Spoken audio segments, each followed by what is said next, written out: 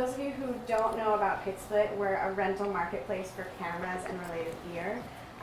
So if you own gear, you can rent it out on Kitsplit and make extra money. Everything is fully insured. Everyone on the platform is vetted.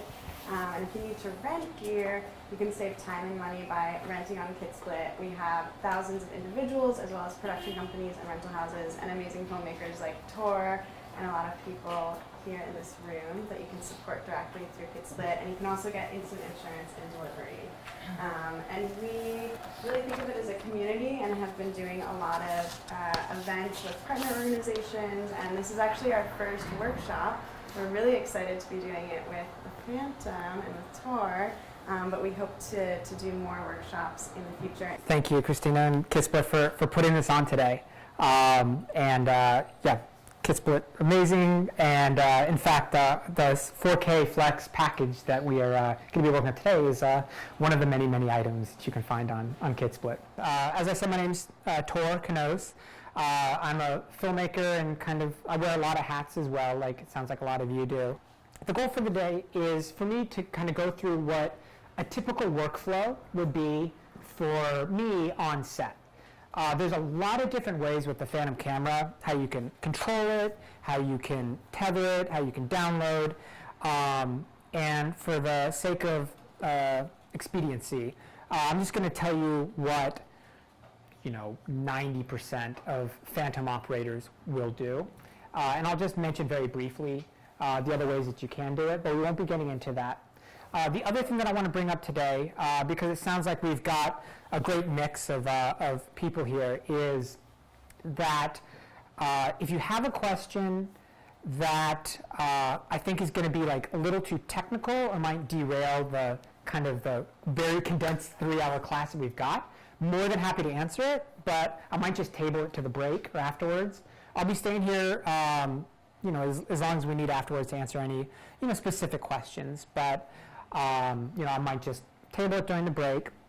And then in terms of the breakdown for today, I'm going to spend the first 30 minutes kind of going over just a general overview of the camera, the specs, things like that.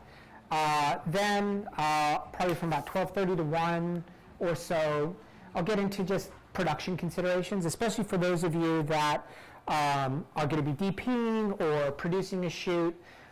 There's certain landmines that I've hit as a DP or a tech where, I'm just, and then you're sitting there chasing your tail as you're trying to figure out why this light is flickering or why the camera won't speak to the computer or something like that.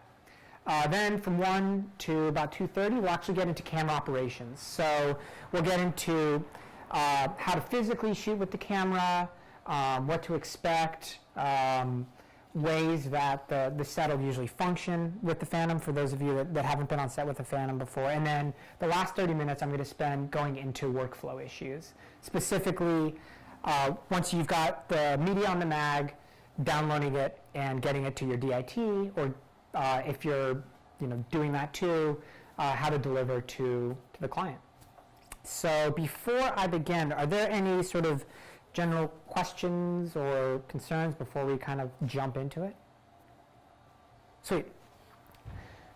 All right, so let's start with I call it the data sheet. So if you look at the packets that I handed out, this is just a 4-page data spec sheet that you can download from Vision Research's website. And I think it's a really great template for us to get into just what this camera is, what it can do, and what to expect.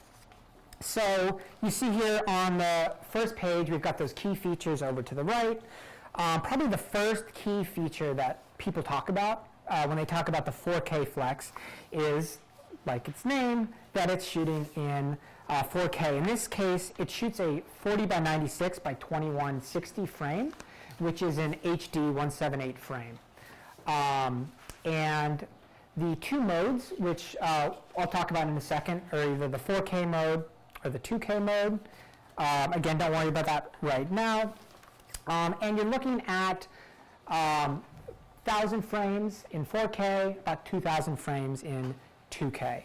And if you're shooting the full HD frame, it's 938 frames, and if you're shooting the full 2K, I think it's like 1975. So, you know, for the sake of memory, 1,000 frames, 2,000 frames, pretty easy. The other things, we've got the camera itself. So here we've got the camera body, and on the other side is where the cinemag goes. You see at the bottom of page 1, it's talking about the cinemag. It's this right here. And it's important to consider, because right now this is a 1 terabyte cinemag. Vision Research makes 1 terabyte and 2 terabyte mags. Depending on what you're shooting, you can end up shooting like tons and tons and tons of footage really quickly. So make sure you spec out ahead of time. Tons, like when we get into how you can trim and save your files, you could shoot, if you're not trimming your shots, 4 or 5 terabytes in an afternoon. But that would only be if you're saving the full takes, and we'll talk about those trims. So I'd say that qualifies probably as tons, right? Cool. So that's the cinemag. And you'll see down at the bottom right, it can record in 2 formats. It's proprietary .cine RAW format, or the ProRes 422. It was a big deal when they incorporated in firmware the ability to record in ProRes.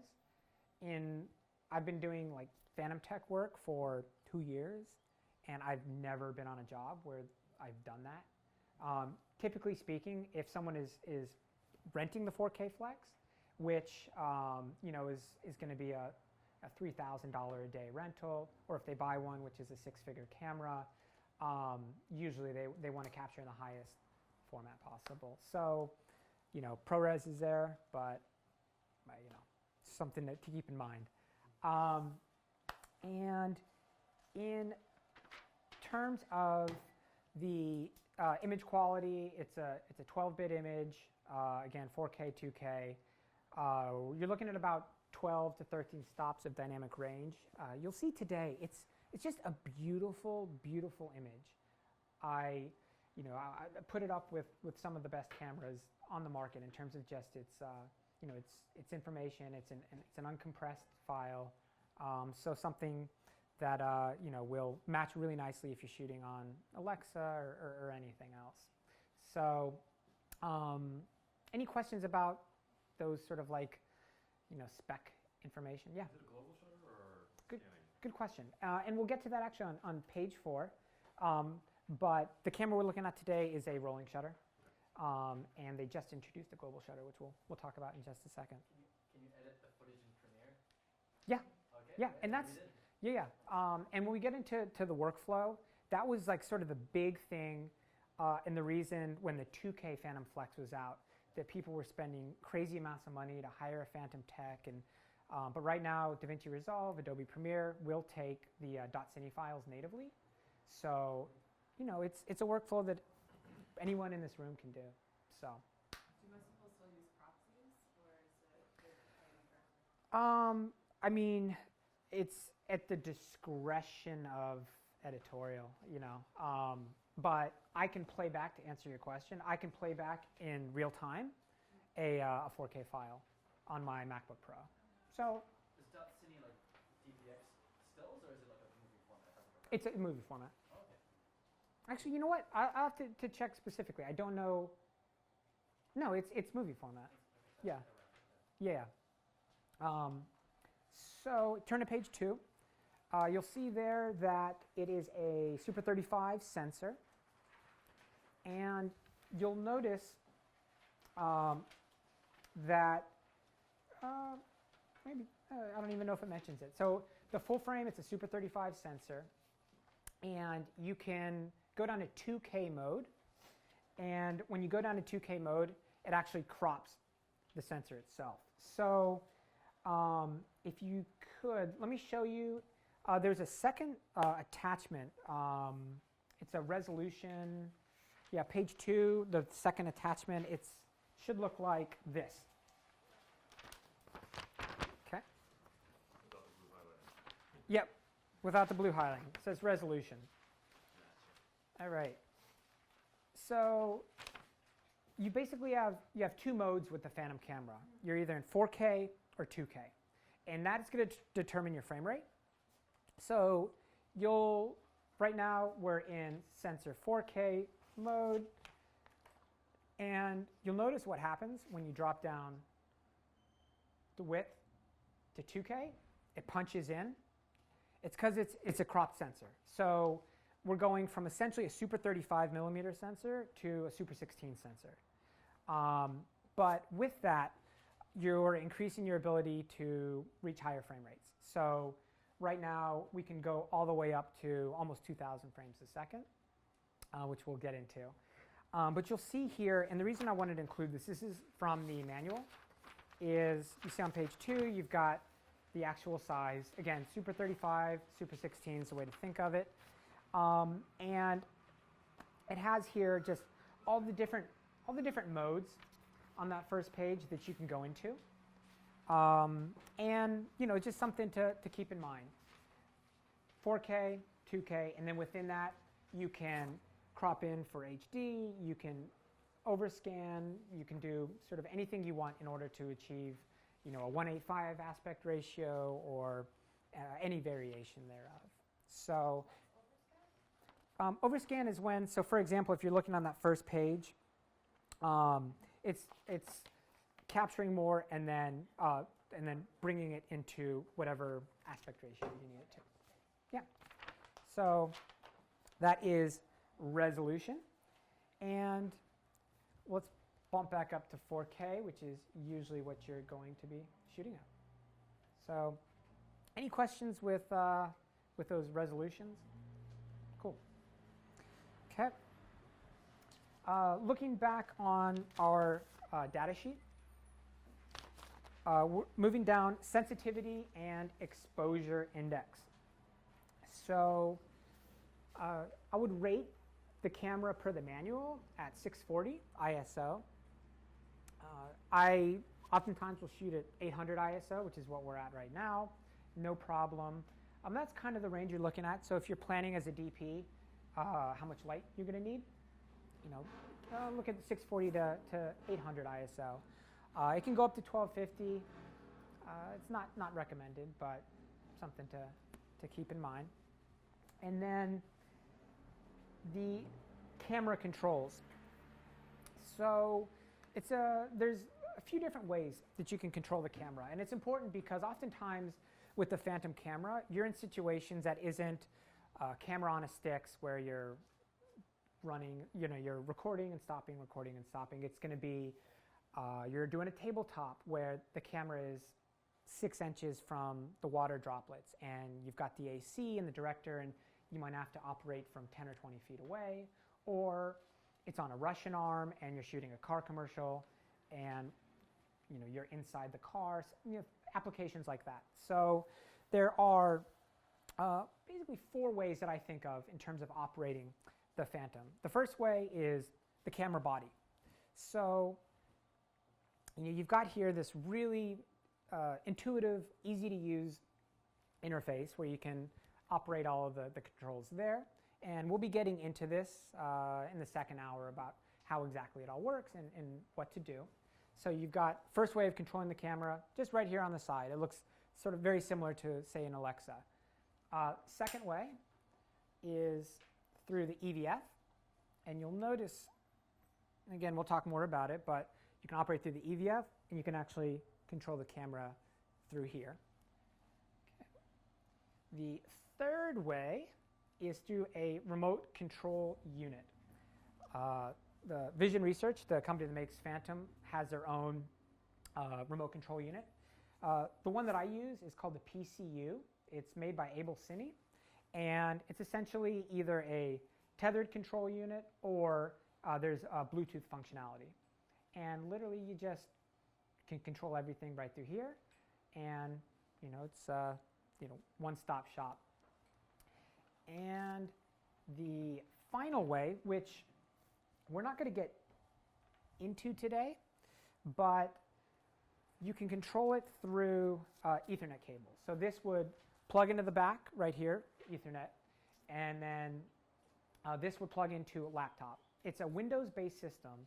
Vision Research makes it. It's called the PCC. It's a Phantom Camera Control. And it's a Windows-based control system that you can run and stop the camera, download footage. I never use it. I always have it as a backup on set, but I use the Mac workflow, and it works well. So that would be the fourth way of doing it. Cool. Any questions? Great. At the bottom of page 2, it talks about RAM.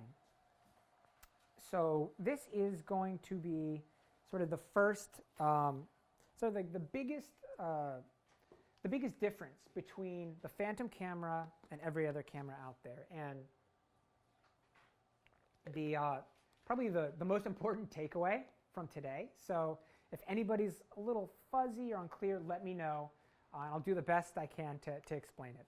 Essentially, the way the Phantom camera works, it's a internal buffering RAM system. So if you think of it as like just a big circle, and when you trigger arm the camera is what they call it.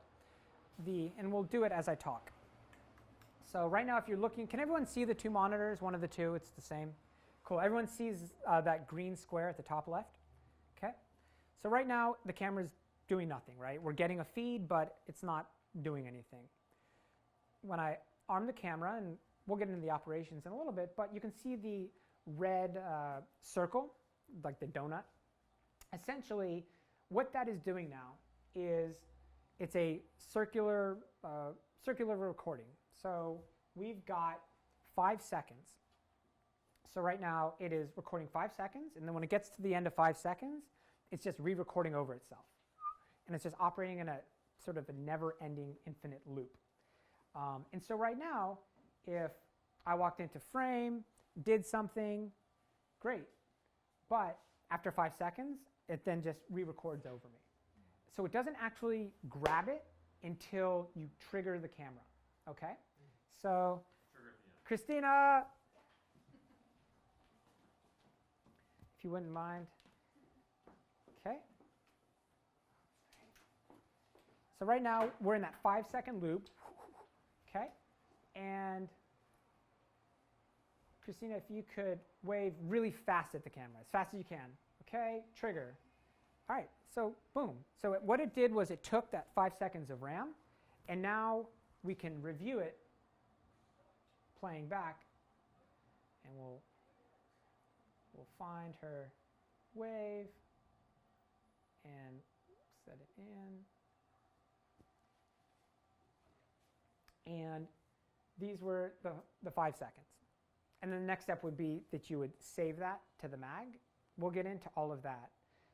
But in terms of that idea of RAM and circular recording, does that make sense to everyone? Is there anyone that's still like fuzzy? Yeah, good.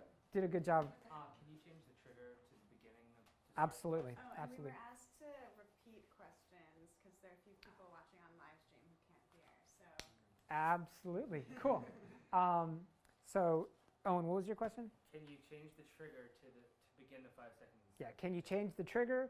Absolutely. And we'll be getting into how to change that trigger point and when you would want to change the trigger point. Most of the time you'll be doing it rear trigger, and we'll get into that. Yeah? How long are those 5 seconds and slow down in real time? Yep. The 5 seconds is going to be at 1,000 frames. You're looking at 3 minutes or so. Yeah. Yeah. So different RAM size will allow you to do a bigger loop? Absolutely. So that was a great question. Will a larger RAM size allow you to have a bigger loop? And absolutely. So if you look at the bottom of that page, and for anybody that's following online, we're just going through the Vision Research data sheet for the Phantom Flex4K. And page 2, at the bottom, it mentions the 64 or the 128 gigabyte RAM. So in this case, this camera here is a 64 gigabyte RAM.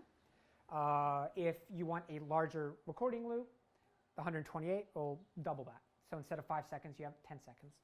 So I guess I get it, but basically you can shoot 5-second chunks or 10-second chunks according to the RAM. That's all you can do in one go.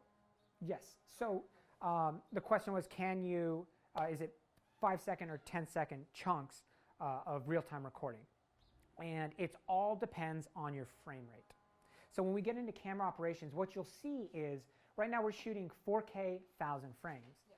But if you, all right, we're back in live mode. If I drop down, we're at 938 frames a second. And you'll notice in the top right corner it says 5 seconds, right at here. Cool. That's going to be our total RAM loop. If I change to, say,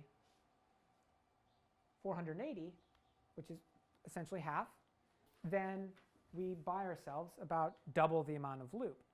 So it all depends on how tight or forgiving, but it's ultimately a factor of your frame rate. Yeah. And just to clarify, I've only heard about the 2,000 frames per second or 1,000. Are there other slower, like is there a 300 frame per second? Oh yeah, setting? great question. Can you change the frames per second anywhere below, say, 1,000 at 4K or 2,000 at 2K? And the answer is absolutely. So I just dropped down to 480 frames a second, and you can go all the way down and all the way down to 24 frames a second, 23.98. The other important sort of point is right now I've been describing what's called loop mode. So loop mode is when you're doing that loop in the RAM and you have 5 seconds, you have 10 seconds. The camera will also allow you to record in run stop mode up to I think it's 120 frames a second. So you could actually use this camera as a proper sync sound camera if you wanted to. I've never used it in that capacity just because that's a market where there's so many great cameras that you can use that the Phantom really is, the bread and butter for high-speed work. Yeah. Have you ever felt the need to use a 128 RAM as opposed to a 64 in your experience? No. No. But I. 6 seconds But of slow motion is. yeah. Yeah. Where I'll tell you that might come in handy is typically a Phantom application is going to be a sort of a moment in time that you're trying to capture. Okay, so let's pretend that you're doing a window breaking, right? Window breaks, trigger the camera, and we record the in and the out of the window breaking. In that case, whether you have a 64 gigabyte RAM or 128 gigabyte RAM, doesn't matter because we don't need in playback the entire 3-minute clip. We need the 10 seconds where the hammer hits the glass and it shatters. Where the 128 gigabyte might help is if you're going to have 2 events and they might occur one at second 2 and one at second 8. Well, if we only have 5 seconds at 1,000 frames a second, let's go back up to 1,000, then you're only going to be able to capture one or the other, not both.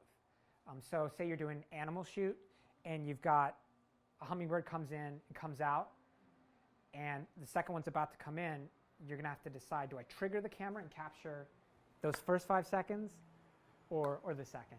So, I shoot on the 64 gigabyte RAM and it's been fine, but yeah. So, for example, the last OK Go video, they worked out an action that would last 10 seconds, I guess, and they just worked out that and that's it, and then they shot it with one of those, right?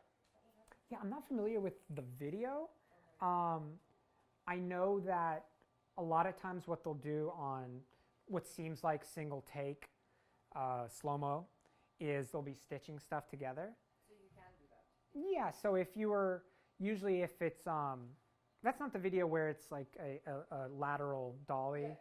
Yeah, I think what it seemed like to me was they would get, the guy on fire, and then he would clear frame, and then they would reset for the next. And that's how I imagined, but I could be wrong. I mean, it just seems like logistically it would be impossible in 10 seconds to have like guys on fire and like balloons exploding and guns going off and all that kind of stuff.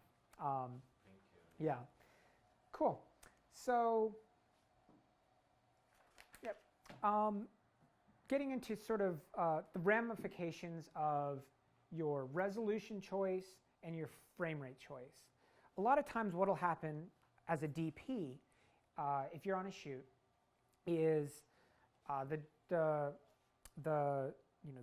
director is going to want to know, what does the frame rate, how is that going to affect the total capture time, all of those kind of things. Easiest way to do it, if you don't have the specs on you, is literally just look right up here. And most of the time, you're going to be filming at, in my experience, you're either going to be maxing it out. So in this case, at 4K, we're at 1,000 frames a second. So you know you've got 5 seconds with this 64 gigabyte RAM. Or you're dropping down 300-400 frames a second.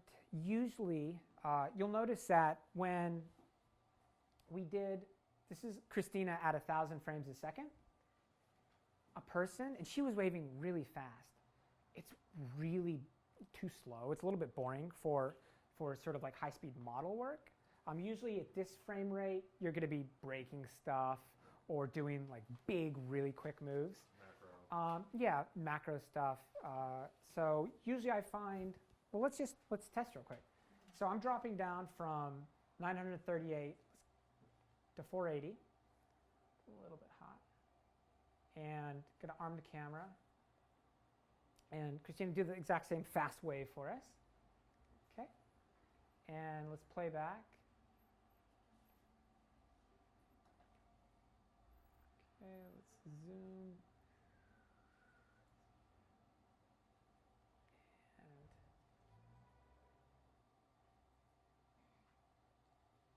Okay. So this is 480 frames. And there's if it's a ballet dancer, sort of like moving through the air, it's kind of about and again, at that frame rate, you're looking at about 10 seconds. So, it's pretty good. So any questions about sort of resolution, frame rate? The main takeaway for this is that they're intertwined. So your resolution is going to determine your max frame rate, and the frame rate that you set is going to determine the total length of time that you can capture.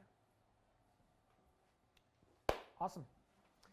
Oh, another point that's come up before is, say you wanted to do a 3-minute single take, right? 64 gigabyte RAM, and at 1,000 frames, 5 seconds will play back at 3 minutes. A director might say to you, okay, cool, well, I need it to be like 4 minutes of playback, so what if we go to 500 frames a second? Think you might, it's just halves and doubling. So if I go to 480 frames and it gives me 10 seconds, if you think about it, you're just playing back, you're capturing that much more, but you're still at a 3-minute sort of like max playback time. So keep that in mind in terms of, Still should the same total number of frames. Yeah. And your buffer. Exactly. Yeah. But you can change the total playback or not? No. So cool. What did they use for the latest OK Go video that was all slow-mo by I don't know. I feel out of the loop for not knowing more about it. it's like a one take, but it's like Yeah. just real slow, and it's just like their room Goldberg machine just like going off. Yeah, going yeah, off in like 10 seconds, and it's like Yeah. that was multiple takes, but I don't know if they used the because there's ones that go higher frame rates. They're just like smaller sensors, and they're not like as smooth. Yeah. So, and actually, that's a great question, Matt. Just asking about the types of cameras and what, in this case, the OK Go video used. Hey, come on in, grab a seat.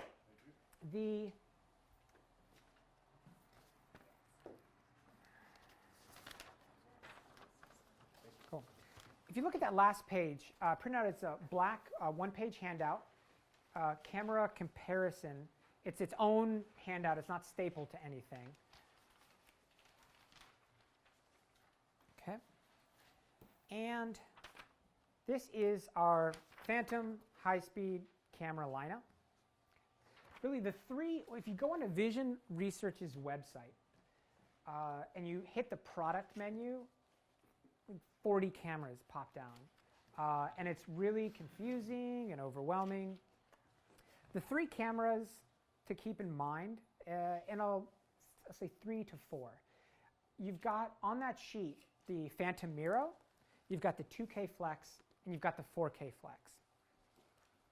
Phantom just released a new camera called the Phantom Veo, which looks just like a white box. Essentially what Vision Research did was they took the sensor from the 2K Flex and put it into a new body. So in terms of, if you're looking at renting the camera, really you'll be looking at the Miro, you'll be looking at the 4K Flex, or you'll be looking at this Phantom Veo camera, which was designed for, I've been told, like scientific and industrial purposes. So for the sake of making a decision, 4K Flex or the Phantom Miro. The big difference between those, first and foremost, is just price point. If you are on a big studio movie and you need Spider-Man to like, jump through a waterfall in slow motion, chances are Sony's going to be buying or renting the 4K Flex. Again, rental-wise, you're looking at Able Cine or any of the big rental houses, several $1,000s a day. And the Phantom Miro you're looking at $1,000 a day or less. So the differences between those two is really what I want to cover and kind of make sure everyone's on the same page about. The biggest is frame rate and resolution. The 4K Flex, as we talked about, 4K at 1,000 frames a second. The Phantom Miro can only shoot HD, which, if you're doing a web deliverable, is really no problem at all, because the image quality of the Phantom Miro is still fantastic. And the other really cool thing about the Phantom Miro is that it's lightweight, it's ergonomic, it's got a kick-out LCD, you can use camcorder batteries, so super light, run and gun, throw it up on, throw it on a gimbal or fly it with a drone, and yeah, you can mount whatever lens you want to it, depending on the mount that you rent with the camera. So you can see kind of the specs on that sheet. And this was from 2014, so just keep in mind in terms of those prices. The other difference that I find practically on the job is in terms of playback and saving. So with the Phantom Flex4K, I can save 10 files to the mag, and if the director wants to go back and look at take number 2 from this morning, you can go back into the mag and play it. The Phantom Miro, once you save it to the mag, you cannot review it. You have to download it. So that can be a huge pain in the butt. And then in terms of saving speed, we haven't really talked about how the file is saved, but needless to say, you do, once you review the shot and you mark your in and your out point, you have to save it. And the Miro can take 2-3 minutes to save it. The Flex, 15 to 30 seconds, which doesn't sound like a lot of time, but when you have a crew of 40, and like, all right, let's go again, and you're the dude being like, I'm sorry, like it's still saving. It can really slow things down. Now, question. I see Yeah. the RAM size on the Miro is 12 gigabytes, so does that change that boot time? Yes. Except that it's an HD capture. So you might be thinking, like, 12 gigabytes, that gives me like a quarter of a second. No, I don't know off the top of my head, but plenty of time to capture the glass shattering or whatever it is. Cool. All right. And How does it compare to like an FS5 that can do like burst The mirror can go up to, I think it's in, yeah, 1540. Yeah. No, it's essentially the high speed in my experience, a high speed go-to camera for anyone that doesn't have the resources to shoot with this. And I've seen the Miro like flown. If you've ever seen like high-speed drone work, you know, it's gorgeous, and they'll you know, you can fly that Miro on any of the sort of the mid-range drones that you see out there. So cool. And that's the other thing. This camera weighs a lot. So I saw a YouTube video, and some guys had rigged a 4K Flex on a drone, and it was all like custom and special built, and I mean, it was awesome. But you know, it took, I don't know, a whole company in Montana to do it. Exactly, right? Cool. So let's go back to that data sheet, and I promise you it's almost 1 o'clock, and we'll be getting out of the thick of specs and data very soon. I know it's kind of boring and monotonous, but an important point nonetheless. So now that we are all masters of how the camera records and the RAM and the loop and all of that, on page 3 you will see there a nice little chart of maximum record times, resolution, maximum frame rates. You'll notice that third column under maximum record times is your maximum record time at 128 gigabytes. And I think it's all pretty self-explanatory. We don't need to get into all the nitty-gritty. Needless to say, you've got this here and can review it and answer any questions that might come up on set. At the bottom of that page, you'll see on page 3 the PC and Mac-based workflow solutions. So I already talked about the cinemag. One other thing to keep in mind, if you were the one responsible for the Phantom, is that people know that the Phantom camera costs as much as a Ferrari. What people oftentimes forget, especially if you're empowering an AC or a media manager, is that this costs probably $25,000 and is something that people don't often associate, a mag for a camera as being so expensive.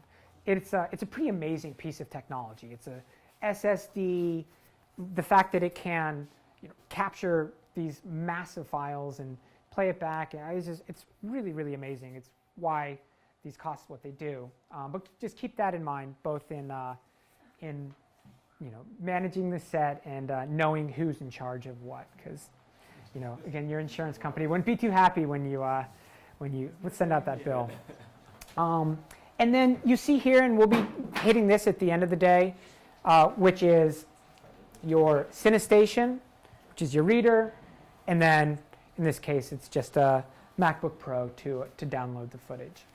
So that is page 3. And finally, on page 4, we have the question that I think Matt asked about the global shutter. Phantom released a new Phantom Flex4K, which is called the Flex 4K GS. It's an all-white camera. And all that means is that you have the option of switching between a global shutter and a rolling shutter. For those of you that aren't familiar, rolling shutter will capture the image in a one pixel at a time. Global shutter captures it all at once. Why that's important and why Phantom introduced that feature was for artifacting. So if you are a industrial company and you need to film the helicopter blades and then figure out if they're operating correctly, having that global shutter will keep the helicopter blades from looking like they're bending, if you've ever seen that before. For practical cinematic purposes, I don't know if it's something that any of you will need, specifically because the global shutter, and you can switch back and forth with the new camera. When you go to the global shutter, you're reducing your dynamic range by about 3 stops. So it is affecting the image quality. So in my experience, I've never been in a situation where I thought to myself, if only we had a global shutter, things would be great. You know, not a big deal. But if you are using the camera for scientific or industrial purposes, you know, I can see it. So that's the Flex4K GS, which we won't be talking about today, but it's essentially this camera with a different shutter. Cool. And then finally, at the bottom of page 4, and then we will be getting out of the spec sheet and into the actual camera, is video monitoring. I think it says like inputs or outputs. For now, just know that the camera has 3 SDI ports for monitoring, and we'll talk about what that means and the implications for the choices you make when you're on set in how you do the monitoring. But pretty straightforward with that. So that concludes the spec data sheet. We're going to get into the fun stuff and actually play with the camera, shoot off some footage. But before I leave all the spec and the technical behind, were there any other kind of outstanding questions? Yeah? So, well, talking about rolling shutter, because it shuts such a high frame rate, do you ever had any problem with rolling shutter in the image? No, right? No. It's so fast. Yeah. That's why I wasn't worried about Yeah. rolling shutter. Yeah. I just brought it up because I've seen, I mean, if you have a PWM light source or like any sort of flickering light source, at least another place you'll see like a banding or a cross or a striping. Yeah. No, it's a good point, and actually a perfect segue into the next topic that I wanted to cover, which was production considerations. So before we start shooting off and playing with the camera itself, it is really important to consider a couple things. First is lighting. So high-speed lighting, if you're not prepared, will bite you in the butt. It's really, really important. And the rule of thumb to live by, or at least that I do, is if you have a continuous light source, you're in good shape. So daylight is your best friend. Don't need to worry at all, okay? If you have an undimmed LED, you're in good shape. If you have a DC powered, DC powered light source, should be in good shape. And I say all this with the caveat to be sure to check it ahead of time. But LED-wise, if you've ever used, light panels, I've found have been fine. The Knos Celebs, I know the Knos fluorescents with a high-speed ballast are okay. In terms of tungsten lights, the rule of thumb is if it's a 2K light or above, you're in good shape. So if you're doing some studio tabletop work, you could have a T12, an Arri T12, and you're no problem. In that case, the filament, the tungsten filament, it's so big and bright that it's not dimming down each time. Because again, the issue that we're talking about is if you're filming at a high frame rate, you're going to see the alternating current in a standard office fluorescent or light bulb, and it's very noticeable. In fact, Christina, would you mind plugging in? Can everyone can see the monitor? So we have this really cool. This really cool neon, right? And the director says, "Sweet, yeah, we'll get the actor in front of there, and then, we're going to capture him getting punched in slow-mo." And you say, as the DP, "Oh, great idea. Let me just set the Phantom up. We'll do it at 1,000 frames." And you spend half an hour getting the shot ready. Stunt coordinator comes in, and then you turn it on, and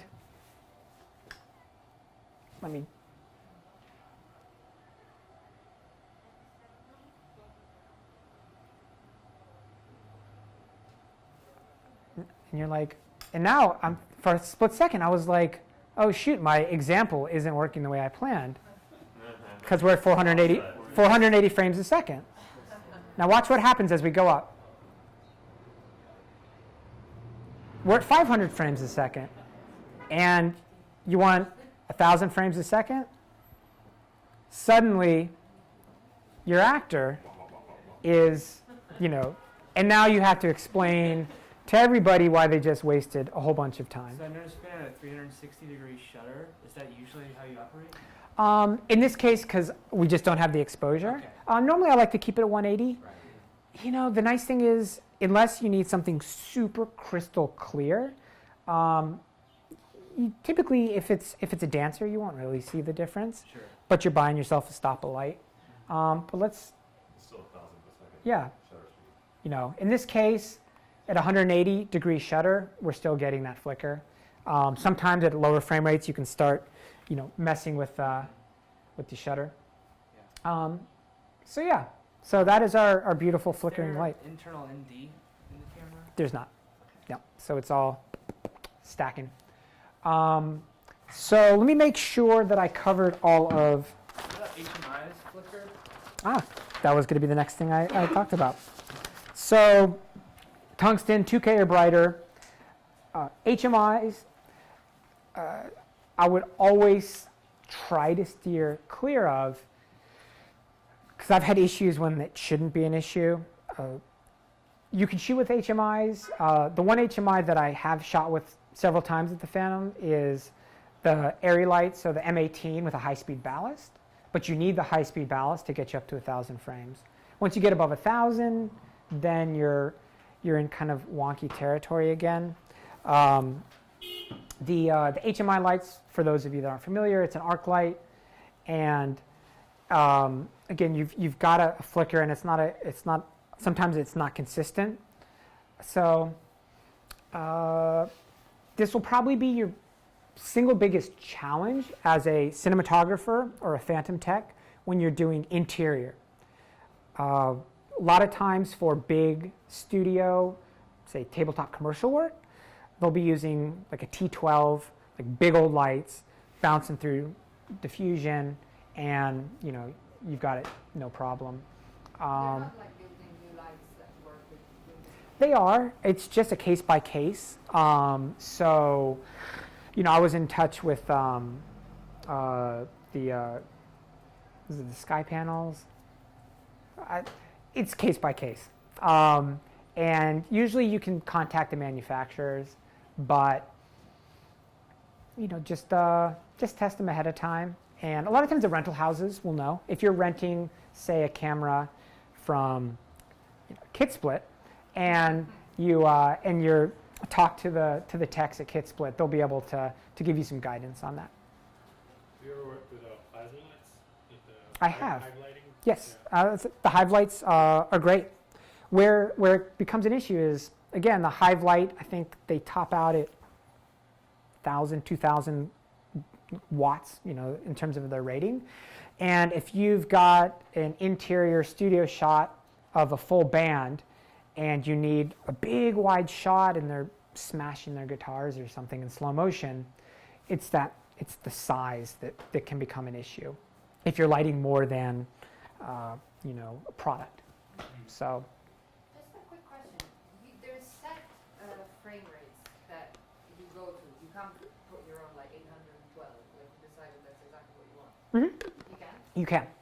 Okay. In this case, I would do that through the control unit. Okay. But yeah, you can set whatever you want. Cool. So that is lighting in a nutshell.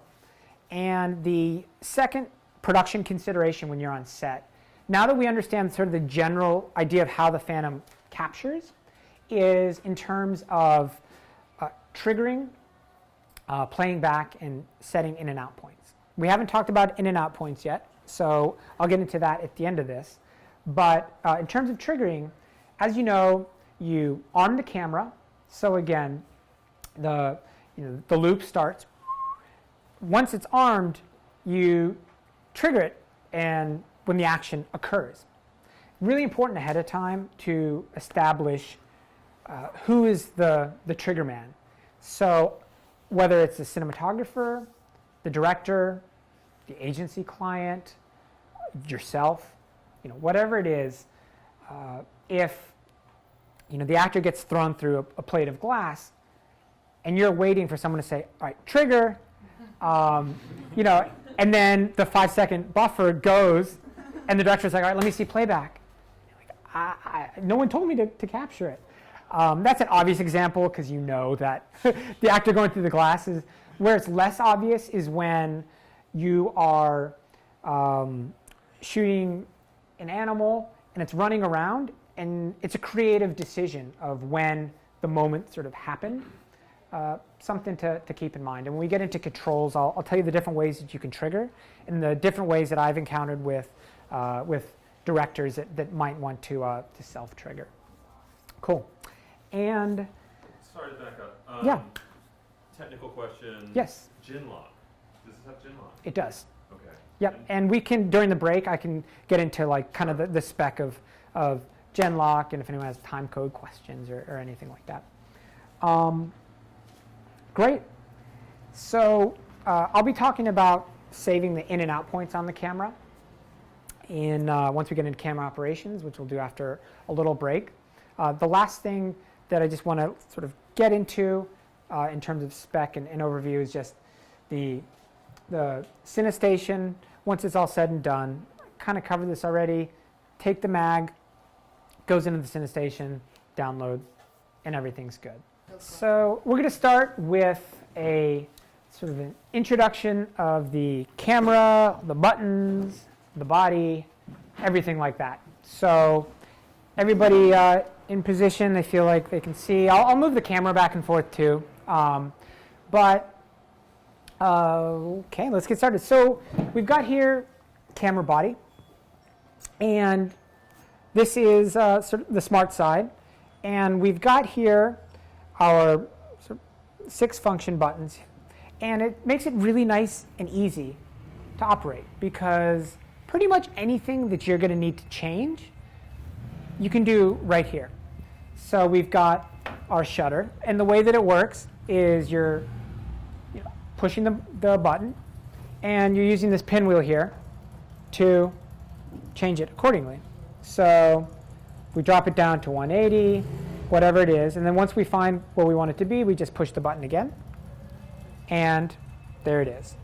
So we've got here our shutter, our frames per second, and if you ever forget, you're sitting there and you can't remember what it tops out at, easiest way is just to pin right, and it'll tell you what it'll go up to. So in this case, we're at 938 frames a second, which is 4K. Now watch what happens when, this is our back button, which is this little arrow down here. Undo. So we've got our frames per second, and when I talked about the frames per second and the resolution sort of being intertwined, if I drop from, I click the resolution button, and over here on the left we have width, okay? And there's 2 choices. Remember I talked about the 4K and the 2K? You drop down to 2K, and you'll notice that, Christina, immediately it punches in because the sensor goes from a Super 35 sensor to a Super 16, which is going to make the image appear punched in. So I see it defaulted to a square aspect ratio. Is that right? Yeah, it didn't default, it didn't set it. It's basically waiting for us to tell what we want. And you'll notice here that our resolution's in 2K, okay? We have 133, 178 HD, 19, and then we've got a couple different options here. So let's say we're at 178. All you do is click the pinwheel, and suddenly when we go back up to frames per second, and it's now giving us 1856. Cool. Can we get higher than 1856? Well, let's find out. So we go back to sensor and go down to 1920 by 1080, which is cropped frames per second. And now we're at 1977.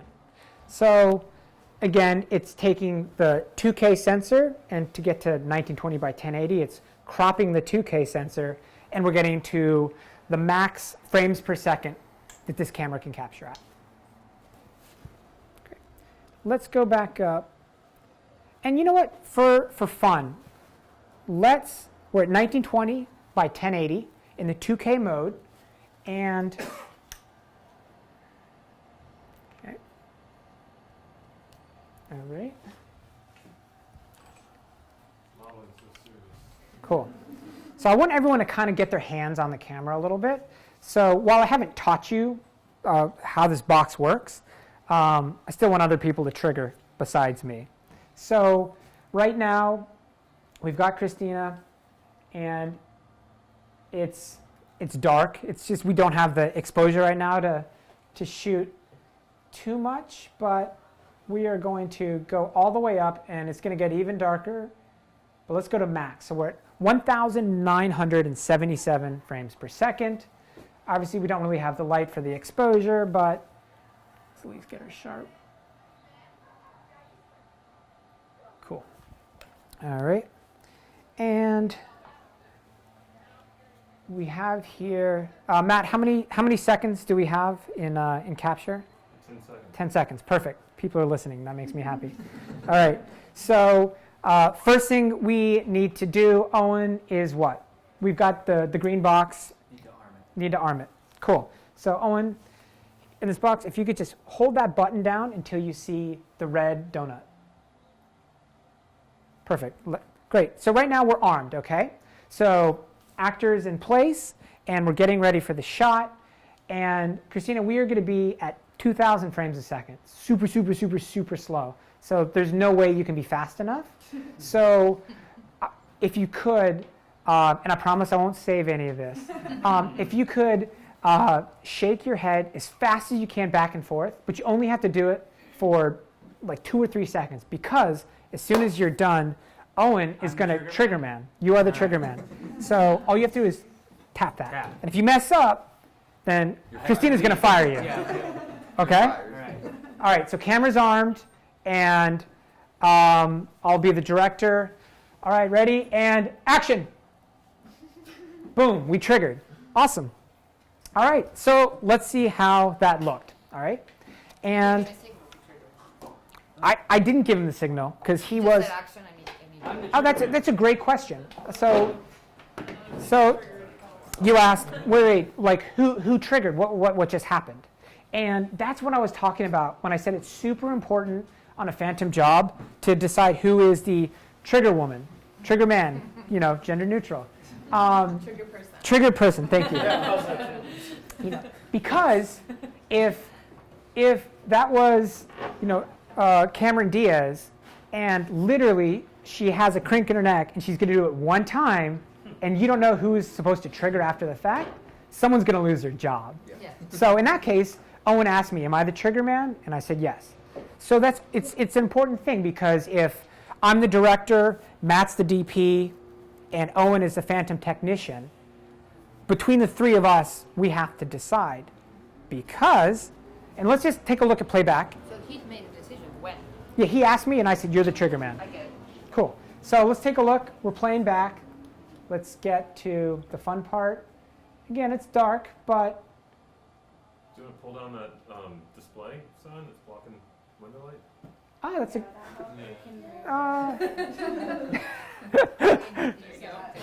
Benji doesn't know it, but she doesn't. Sure, that's better, yeah. Yeah, it's like a nice little It also gives little some bounce, tension maybe. to the scene. Cool. All right, so let's take a look. And right now it's playing. It's at 2,000 frames a second. And it's like nothing is happening. So I'm going to fast forward. I'm going to find. Thinking. Let me.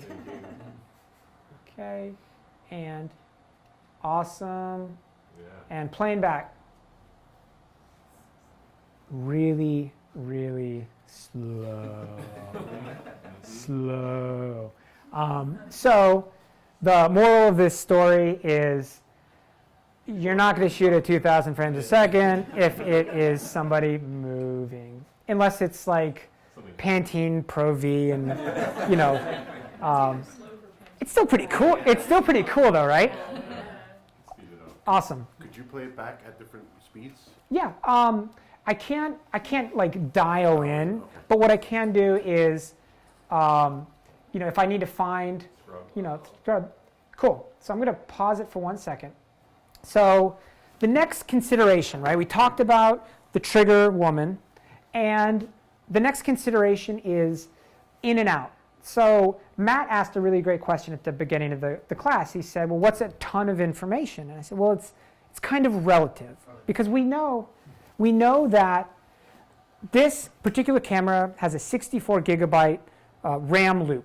It means that when we hit trigger, it has the capability of saving up to 64 gigabytes for this particular take. But you'll notice when you're looking in the monitor that, do you see the little white bar that's moving? That's the playhead.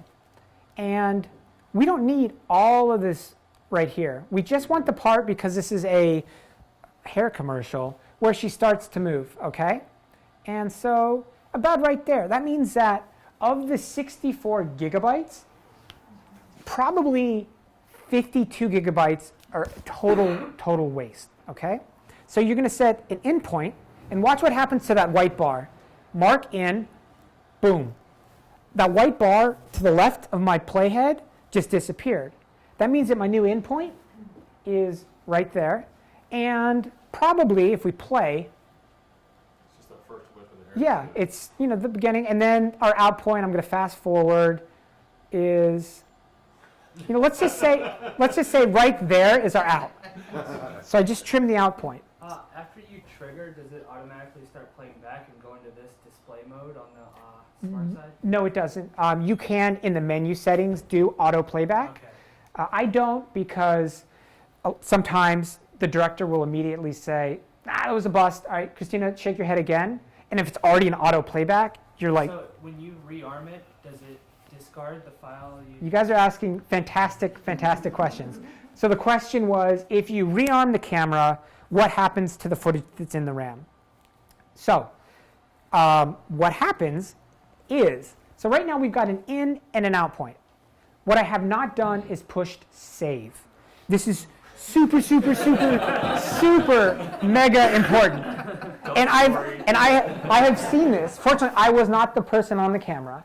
Because what happens is this. People get so excited with phantom footage. And suddenly, you've been setting up a shot for half a day.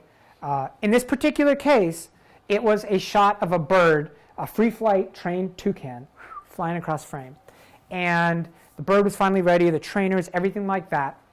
And it happened super quick, boom, playing back, and suddenly there's 10 people around Video Village, and everyone's super excited, and they're saying, Matt, rewind it, okay, cool, let's see.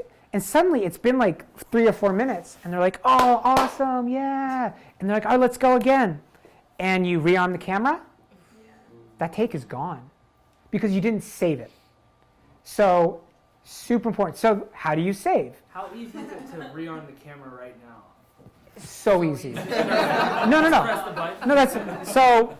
First, I'm going to show you how to save, and then I'll show you how to rearm. How to mess it up, yeah. Cool. No warning saying you want to save before exit. Yeah. No, and that's the thing. And I'll tell you my Knos kind of workflow trick, where I get into this sort of zen to force myself to do it. So at the top here, it says Save Cine Raw. We've set our in point, we've set our out point, and you literally just push Save. And if you look on the monitor, you'll see in the top right corner, it'll say, I think, like mag recording.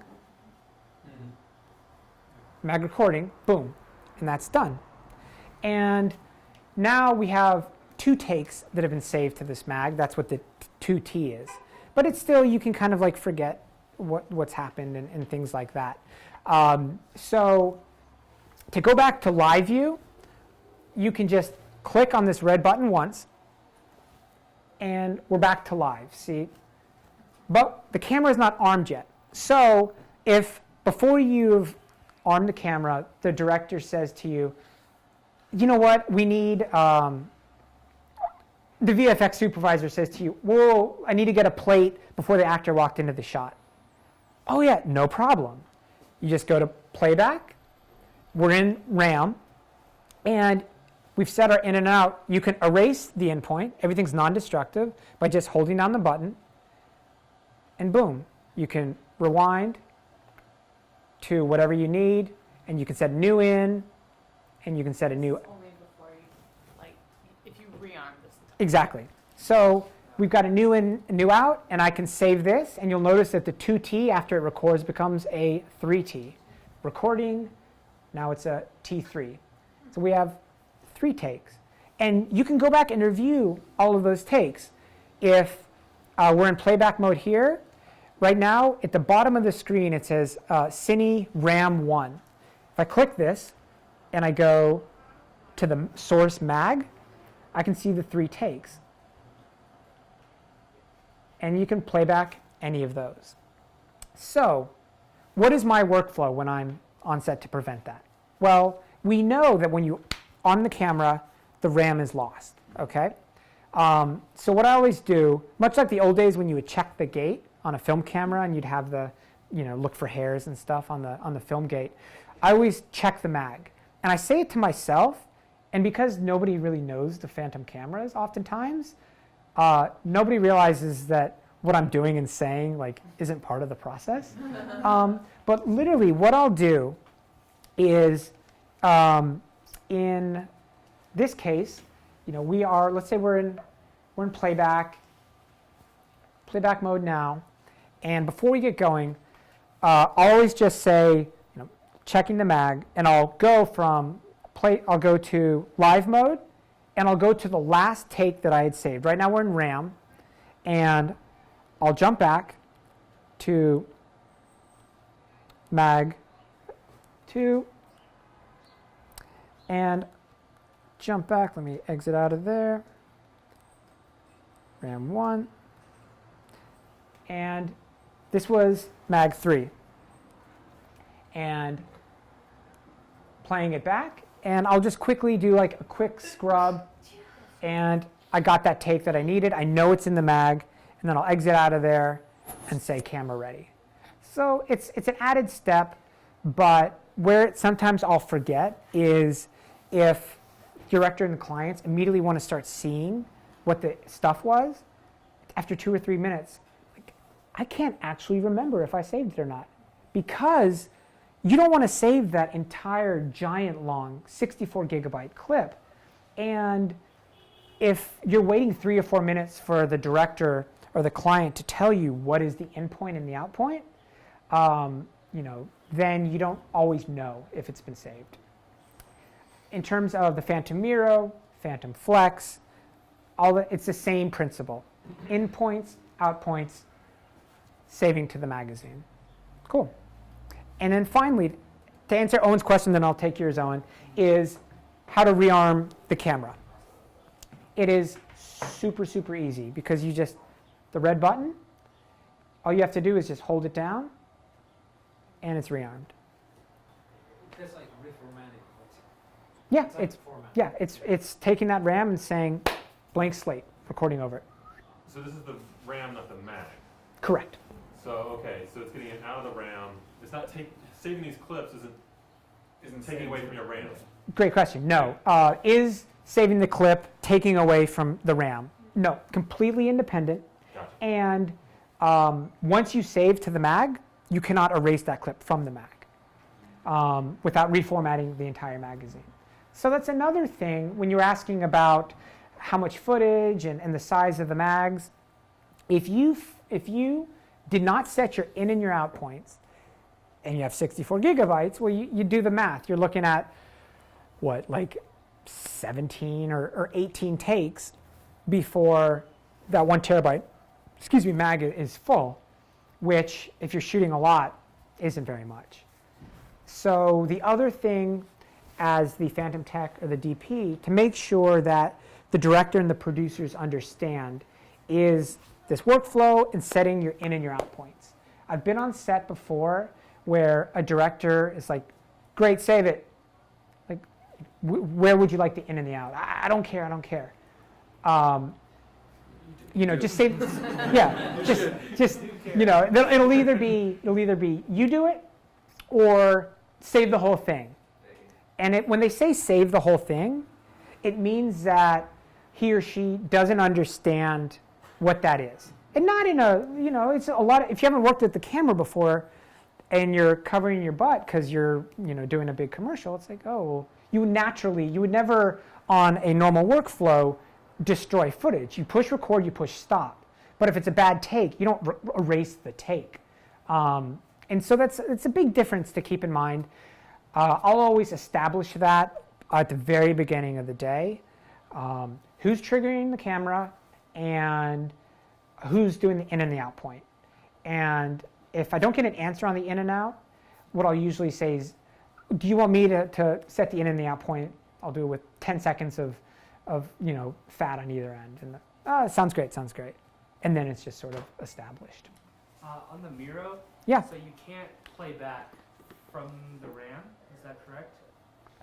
On the Miro camera, you can only play back from the RAM. Only from the RAM. You Okay, cannot, yeah. once it's saved to the mag, you'll, Gotcha.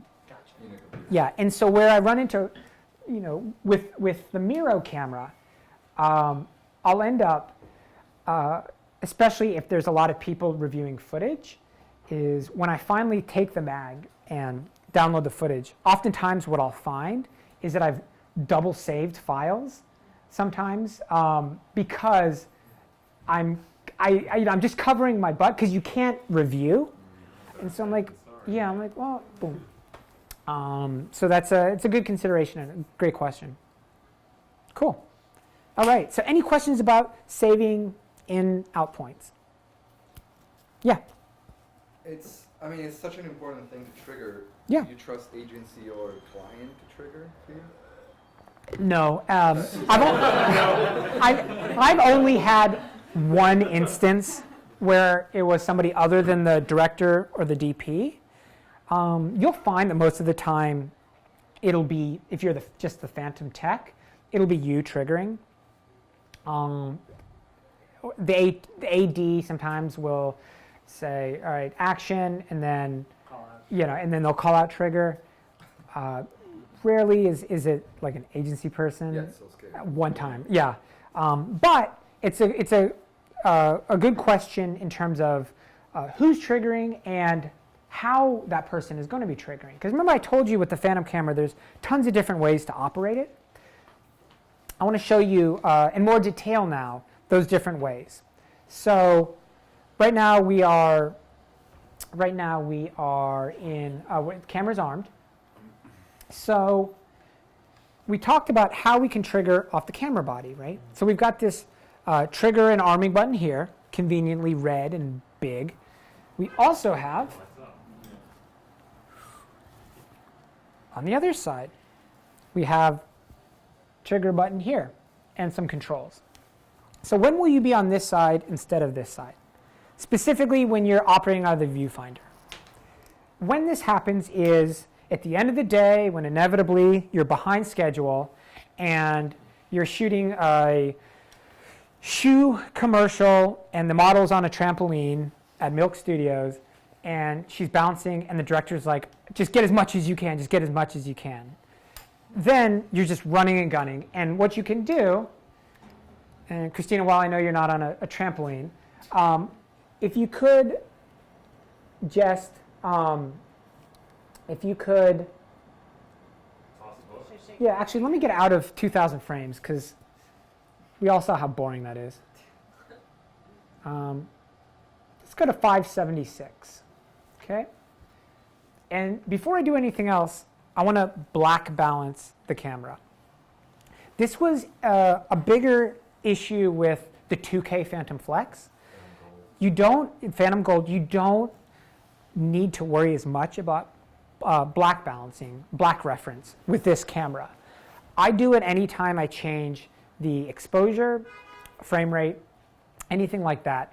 And all it simply is doing is you take the tools button, you hold it down for a few seconds, boom, and it's just setting a new black.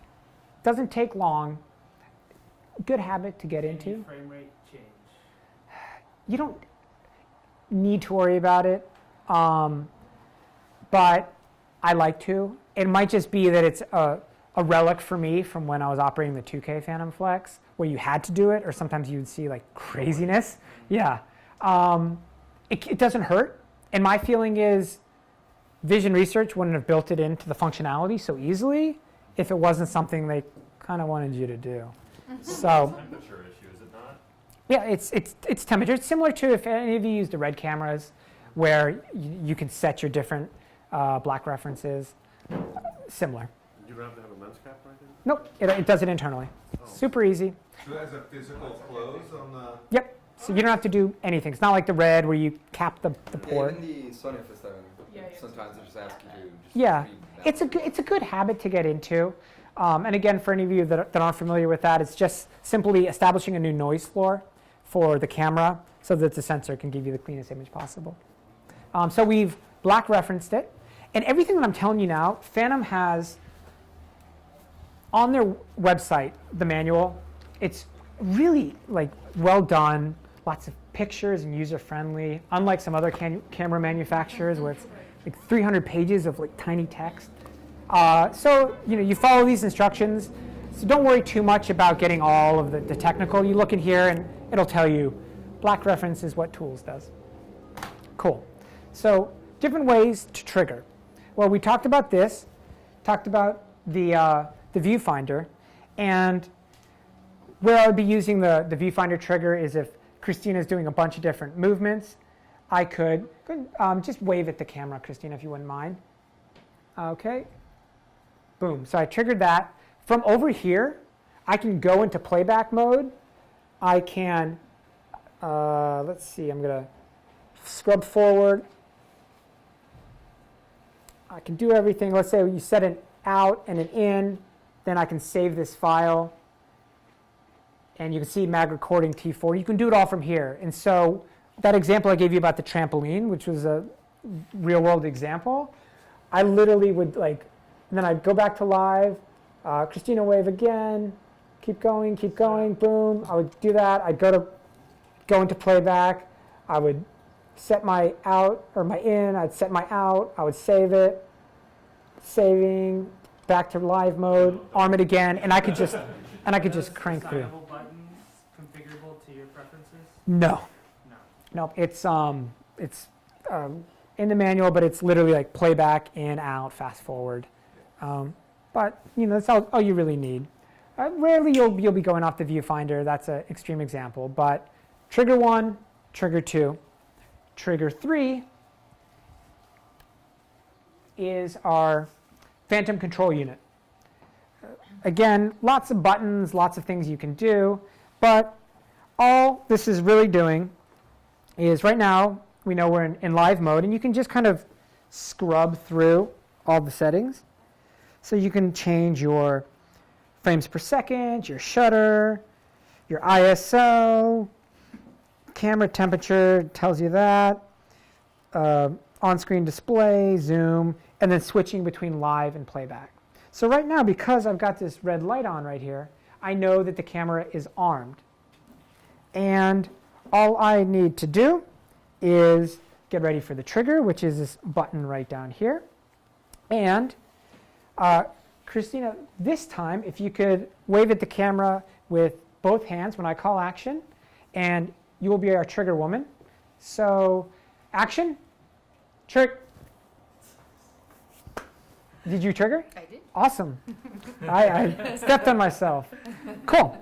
And then from there, I would from here, I can go into playback. So we're in live now, and I just click that, and we're in RAM number 1. And if you look on the monitor, we are, okay. Is the remote an extra in most rental packages? It is. Okay. And we are slowly, and what I can do is, let's go to, great. So I just went to the end. And then I'm just going to go backwards. And, okay, and I'm going to set my in point. And because we're at 576 frames a second, again, it's a little bit slower. I might redo my in point. And there she is. So you notice that we trimmed out probably 60 gigabytes of data. And then, so we can play back. Let's go back to the beginning, playing back, and this is our shot. Cool. What haven't we done yet? Saved it, right? Again, really, really important, because watch what happens. You know, the director, the client has been watching this for a few minutes. The DP tells you, you know what, erase that endpoint. Let's go a little bit farther back to get our entrance. And we delete the endpoint, and we're going to go back, and you've done all this, and we set a new endpoint, and people have reviewed, and people have commented, and the DP's tweaking lights, and suddenly they say, all right, shoot, we're losing the light. Tor, let's on the camera. And you, hold down record. I don't want to lose You it. haven't saved it. Oh, we got to exit. That was intentional, by the way. Yeah. Okay. Let's hold the trigger. Hold down. We exit, and if we arm it, which let's do for fun, to illustrate the point. So you're going to hold down record until we see that donut. Boom. Crush my heart. Yeah. So now we've just lost that shot. Okay. I don't have to. I'm driving it home because it's the most important part. All right, great. So we can trigger off of the Phantom control unit. Vision Research makes one called the RCU, the remote control unit. I use the Phantom, the Able Cine, but use your preference. And then the next way that we can trigger is, this is my favorite because it just feels so cool. Yeah. This is the pickle switch. Cool. So, right now, the only thing you can do with the pickle switch is trigger the camera. But what's great about it is that it's idiot proof. So, if the director is really, really set on being the man or woman that actually triggers, cool, just push that button. It's like, go to town.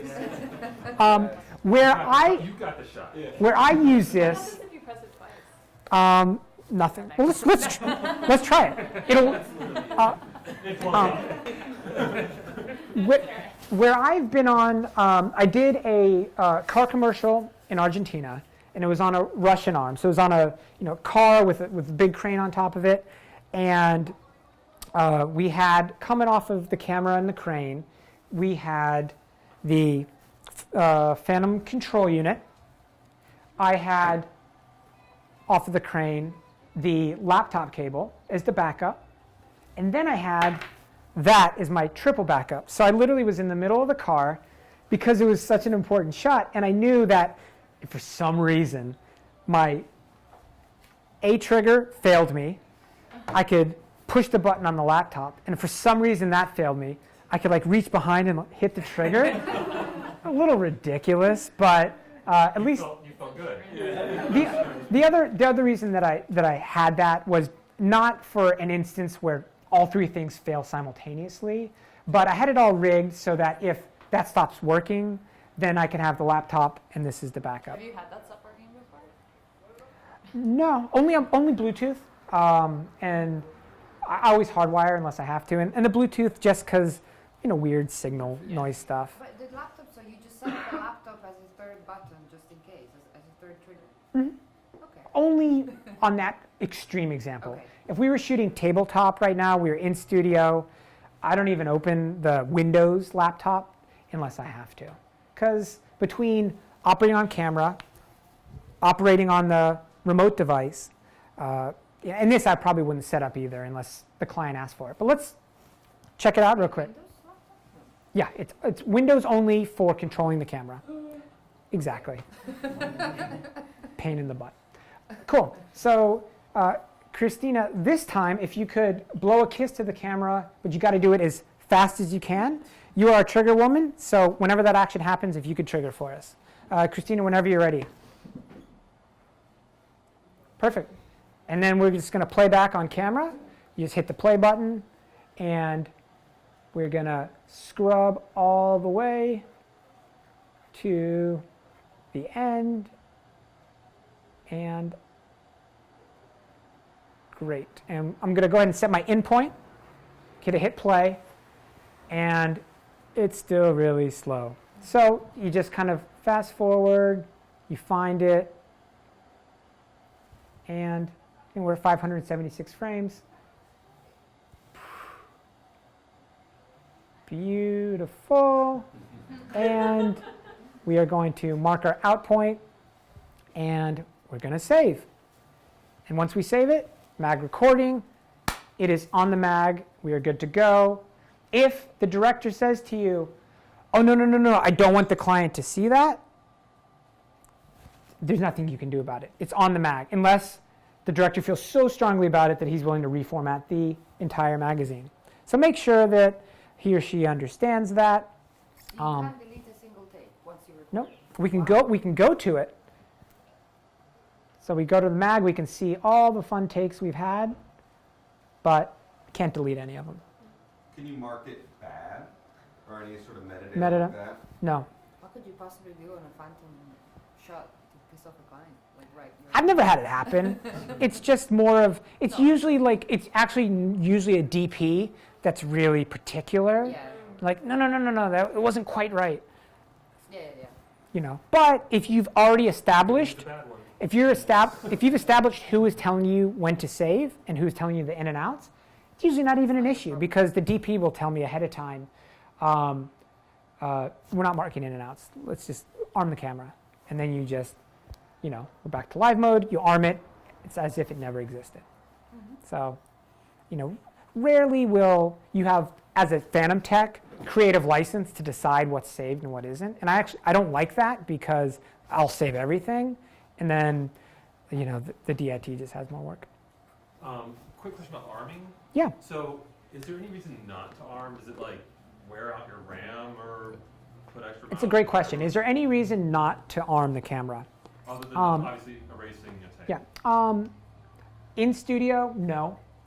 The only time that I've actually had an issue was on that car commercial because we were in a desert and we had saran wrapped the Libra head on the crane, and I was constantly with this controller going to sensor temp because if it overheats, the camera shuts down, and so that'd be the only time that I would be. So it uses more heat to arm it. I don't know that for a fact, Okay. but my feeling is it probably does because it's essentially capturing. Sure.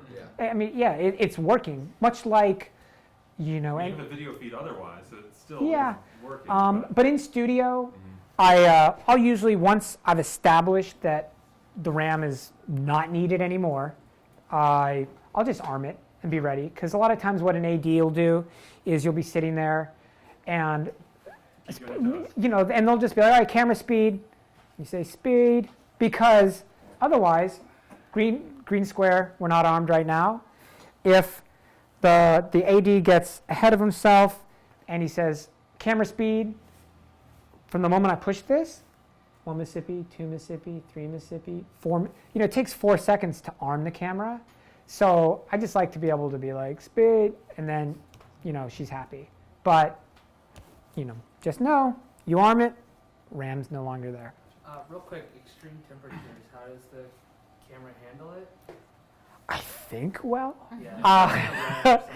Yeah, I mean, don't quote me. I've never been in real extreme temperatures.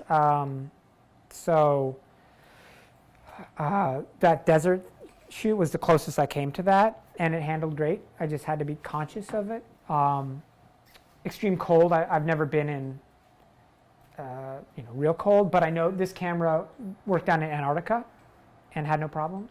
So tells me. How long does the battery last? Right now we're in AC power. The battery itself, if we're running off of batteries, normally I'll put the shark fin on, 2 bricks.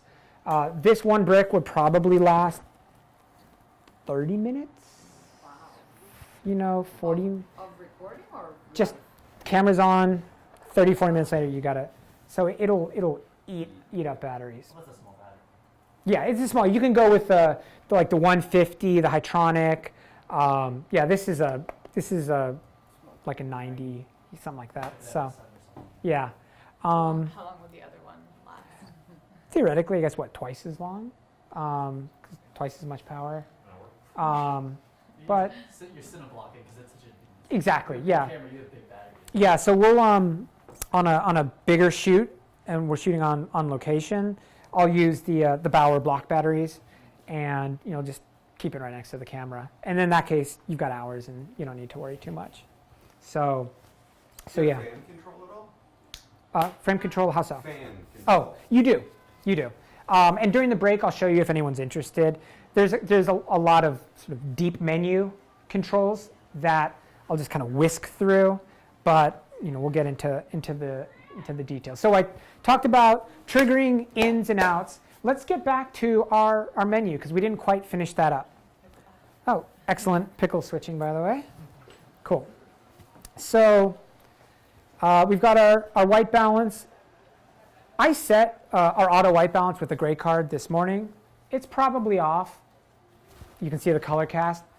But let's just say you just wanted it at 5600 or whatever the case is. You can adjust it all here and change your white balance accordingly. Again, remember though that this is raw data. So at the end of the day, you can change all of this in post. For those of you that are used to any raw cameras, same principle. You have tons and tons of information and latitudes. So, And you have picture profiles, like presets, like I don't know, like the C300 would be. no. Okay. Standard contrast and Yeah, I mean you can. So I'll finish these bottom three and I'll show you the advanced settings. And the cool thing about this camera though is that when we get into the advanced settings, there's not that many. It's just it's more of a tank than a fighter jet when it comes to how much you can do things, because it has a great image and it captures at high frame rates and it's raw data. So we have down here lower left we can change our ISO, and again it goes up to 1250. We're keeping it 800 now. If I had complete control of my lights, I like it at 640, but right now we're in 2K. Let's bump back up because we're at 576 frames a second, but we're at 2K 1920 by 1080. So if you've been shooting for half a day at this, and then everyone else assumes you're shooting 4K, you're going to be answering to somebody, and it's easy to do because you can forget. Anyway, we're going to bump back up to 4K. First step. Switch the mode from 2K mode to 4K mode. Boop. And again, notice that we're now in Super 35 instead of Super 16. Physical difference. And we are at full frame, which is a 178:1 HD. And we're going to select it. To select this little toggle switch here, you just push in. Cool. And you'll notice that it rearmed the camera. So if you had a RAM, if you had a take in the RAM, we've just lost it. Cool. So we're at full 4K, means we can get up to 1,000 frames a second. 938, but I say 1,000 for the sake of math. And then finally, over on the lower right corner, we've got mode. Right now we're in loop mode. The other option is run stop. We have to get out of. So. Well, we will figure out what's going on with the run stop. Normally, you would just be simply pushing the button and changing it. Sometimes what happens when you've got the PCU hooked up to it is one will overwrite the other. So we'll figure it out during the break. But those are our 6 options. So any questions with these, we'll call them the basic menu options. Awesome. And we already covered on the viewfinder side the trigger and those controls. So that only leaves us with the advanced menus and then the sort of the outputs and power and things like that. So to get to the advanced menu, you click that pinwheel once. You're in the advanced menu. And here we've got, and again, I'm going to introduce them to you, but I'm not going to get too involved with them. So we've got image processing.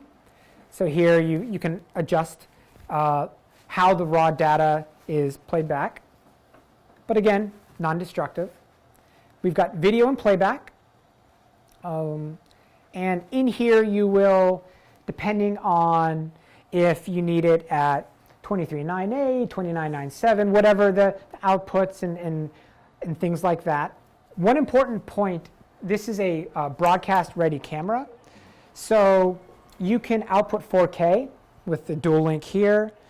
Any kind of output settings will be in here. So just keep that in mind depending on what you might need to change.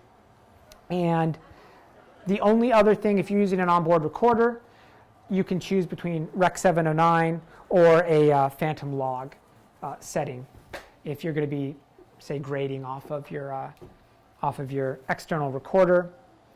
You can, the OSD is your on-screen display. You can remove all of that. Color bars, etc., etc.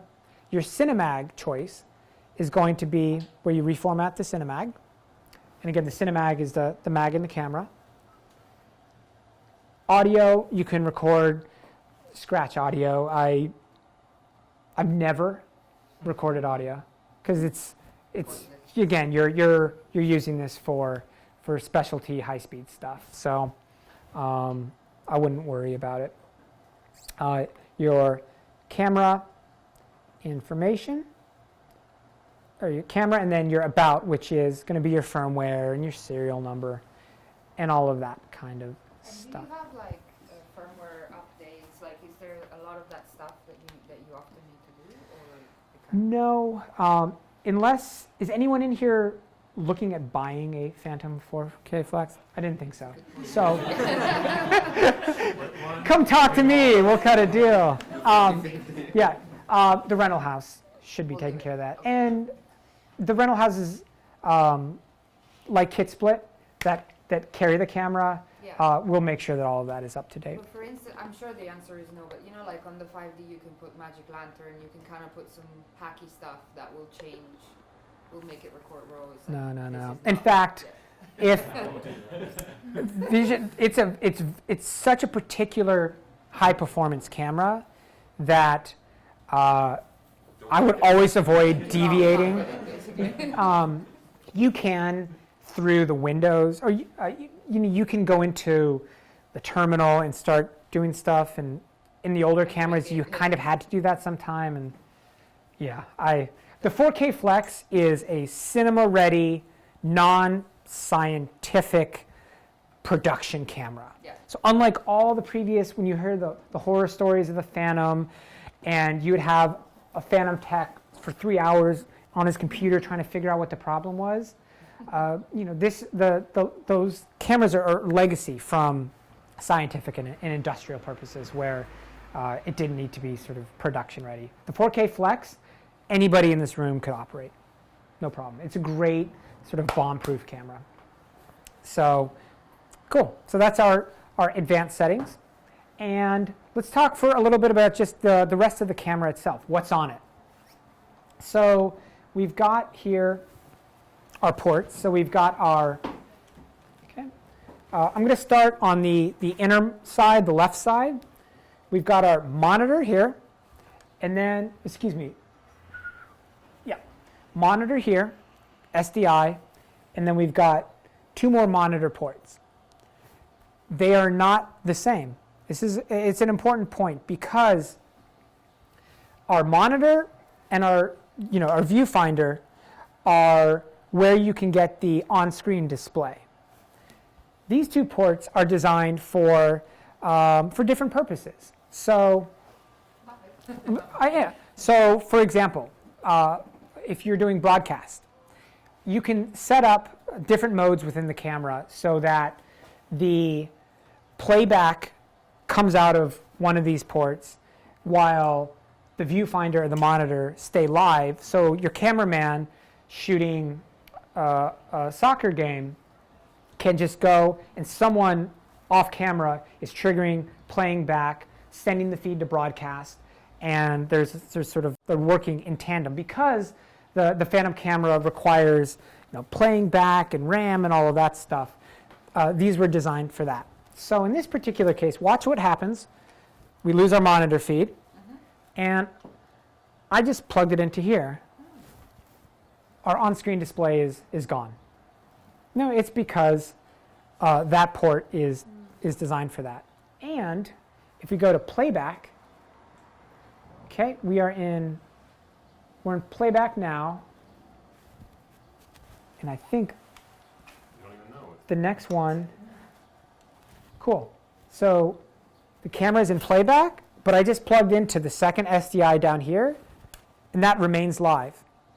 Again, you can change this stuff, but rule of thumb, just plug into the monitor, and you'll be good to go. Cool. Okay. Continuing on down, we've got our gen lock down here at the bottom. We've got our audio, little mini jack up here at the top. We've got the PCU remote, the Phantom control unit remote. We've got our Ethernet port. We've got our sync cable, which is what I tied our pickle switch into. Sometimes you'll see with the Phantom, there's a breakout box where instead of this like crazy, like Medusa cable, we've got just like a little breakout box where you can just, with a BNC, plug in the pickle switch. And then finally, we've got our power. Cool. So any questions about these back here? What is it, dual link 4K 4L? Yeah. Okay. Yeah. And then, yeah. Like low budget Phantom stuff, I think before this was out, you would just play back a clean signal to like an external recorder. Exactly. And you just wait for it, and then you would just use that. Yeah. And that's the thing, Matt brings up a good point about, lower budget and using the external recorder. The 4K Flex, I feel like post is kind of caught up with the Phantom workflow.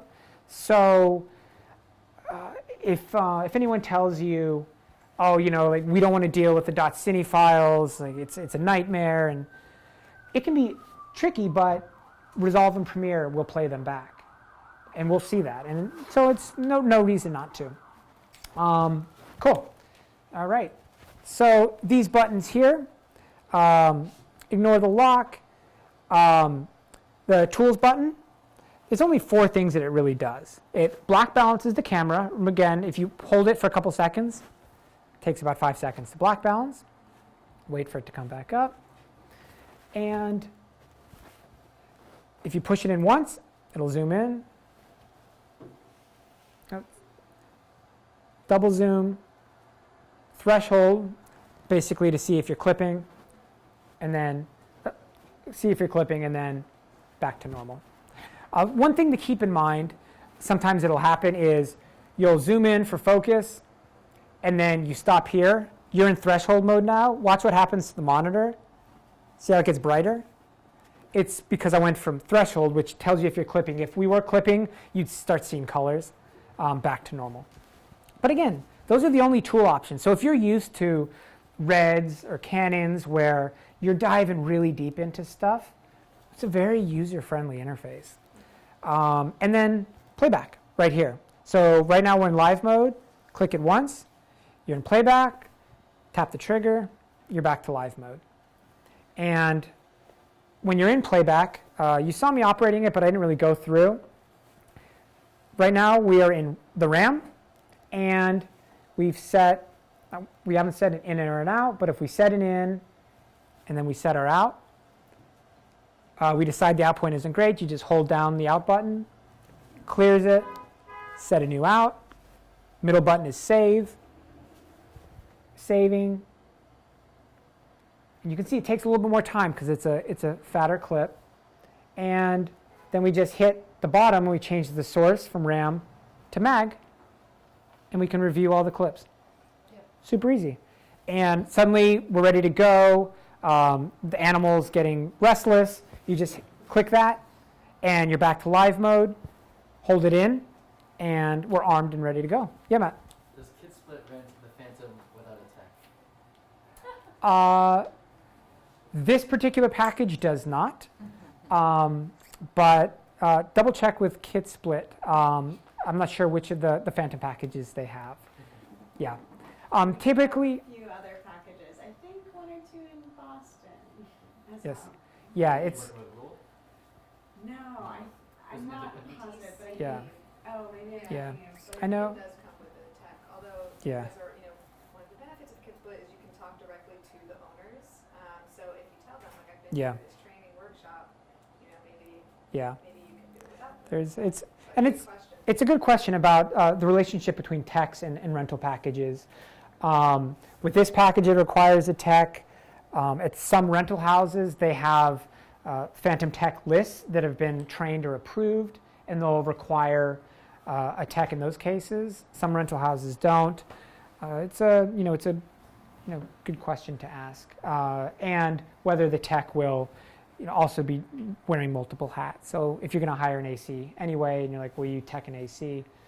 Might be a way to squeeze it within the budget. Cool. All right. Moving to the front of the camera, we've got viewfinder port.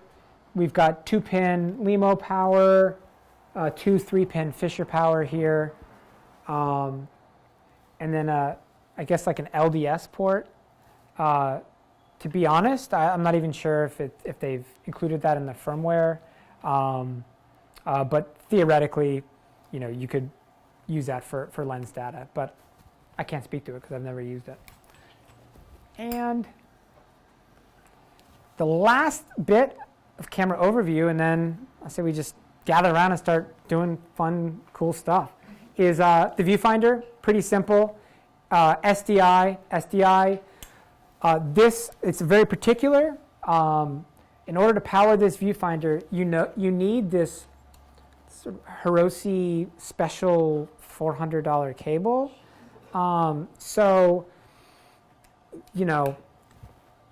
To use this viewfinder, the camera, if you're renting it, will come with it, but just know that they make it a little more difficult and expensive than some other options. Cool. So it's 2:15 now. What I want to do is take like a 5-minute stretch break, get some more coffee, and then we'll spend 15 minutes triggering and just trying to get as much fun stuff. Everyone try to get your hands on the camera. And then from there, let's pull the mag, and I'll show you the post. What we are going to do is we're about to start the sort of the post section of it. Let's come here. All right. See how dark it is. What I want to do is just get a quick group shot, and then we'll at least have that for. Let's get it a little bit brighter. Out of focus. Okay. Okay. All right. So what? All right. So we're going to be at 768 frames a second, and going to black balance.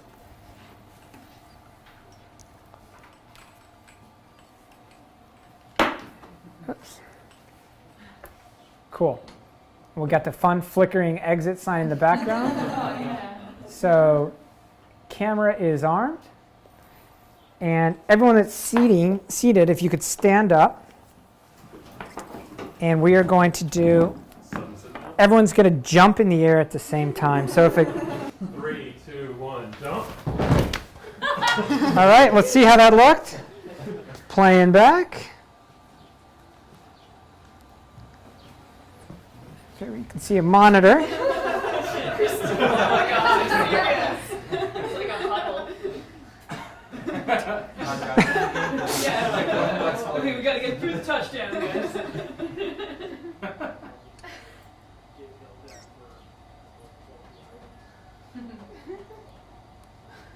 All right, it's probably our in. I look like a crazy man. Maybe it was. Who are those people?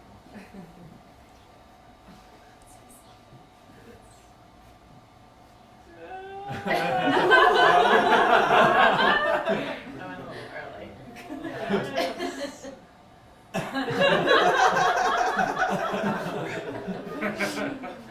Oh, nice cup. I love that even a wave. That was good. Look at the Cool, soul. man. Cool. All right. Oh, and notice what happened is Christina triggered a little bit early. So you notice that we didn't get to, which is totally fine. But it's sometimes you can get excited and then like the glass breaks and you're like, and all of a sudden it's like, oh, we don't have the rest. So just keep an idea of where the trigger point is. Awesome. We're a little bit late. So now let's get into the last bit of it, which is the post workflow. So we've got our camera here. We've got our shot.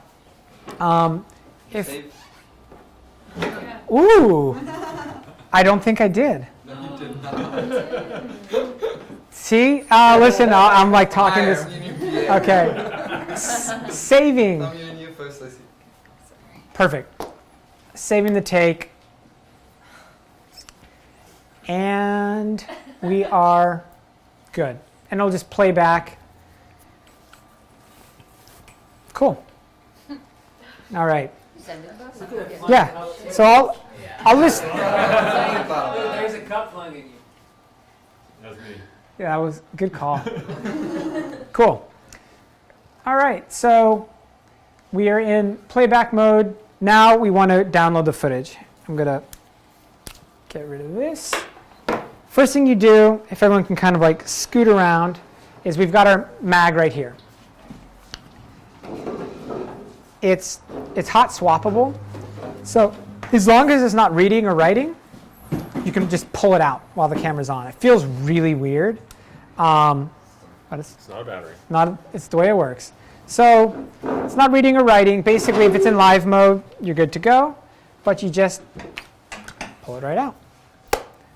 And you'll notice here on the screen that nothing changes except that we don't have the take number and all of that there. Cool. Are the LED on the side the quantity This is you use? yeah. So this is how much footage we've used. Nice. As you fill it up, the lights decrease. That's so smart. And then this light here just means that if it's red, it's recording, or if it's blinking, it's thinking. So don't pull it out. But if it's in live mode, you don't need to worry about it. And now we're basically done with the camera. Powering it down is this power button here, and you just hold it. 5, 4. If I let go, it stops. So 5, 4, 3, 2, 1, and camera power's down. Cool. So that is our flex, and we'll spend the last 20 minutes talking about. What I'm going to do is pull this over here. And if one of you wouldn't mind just kind of carefully moving that monitor.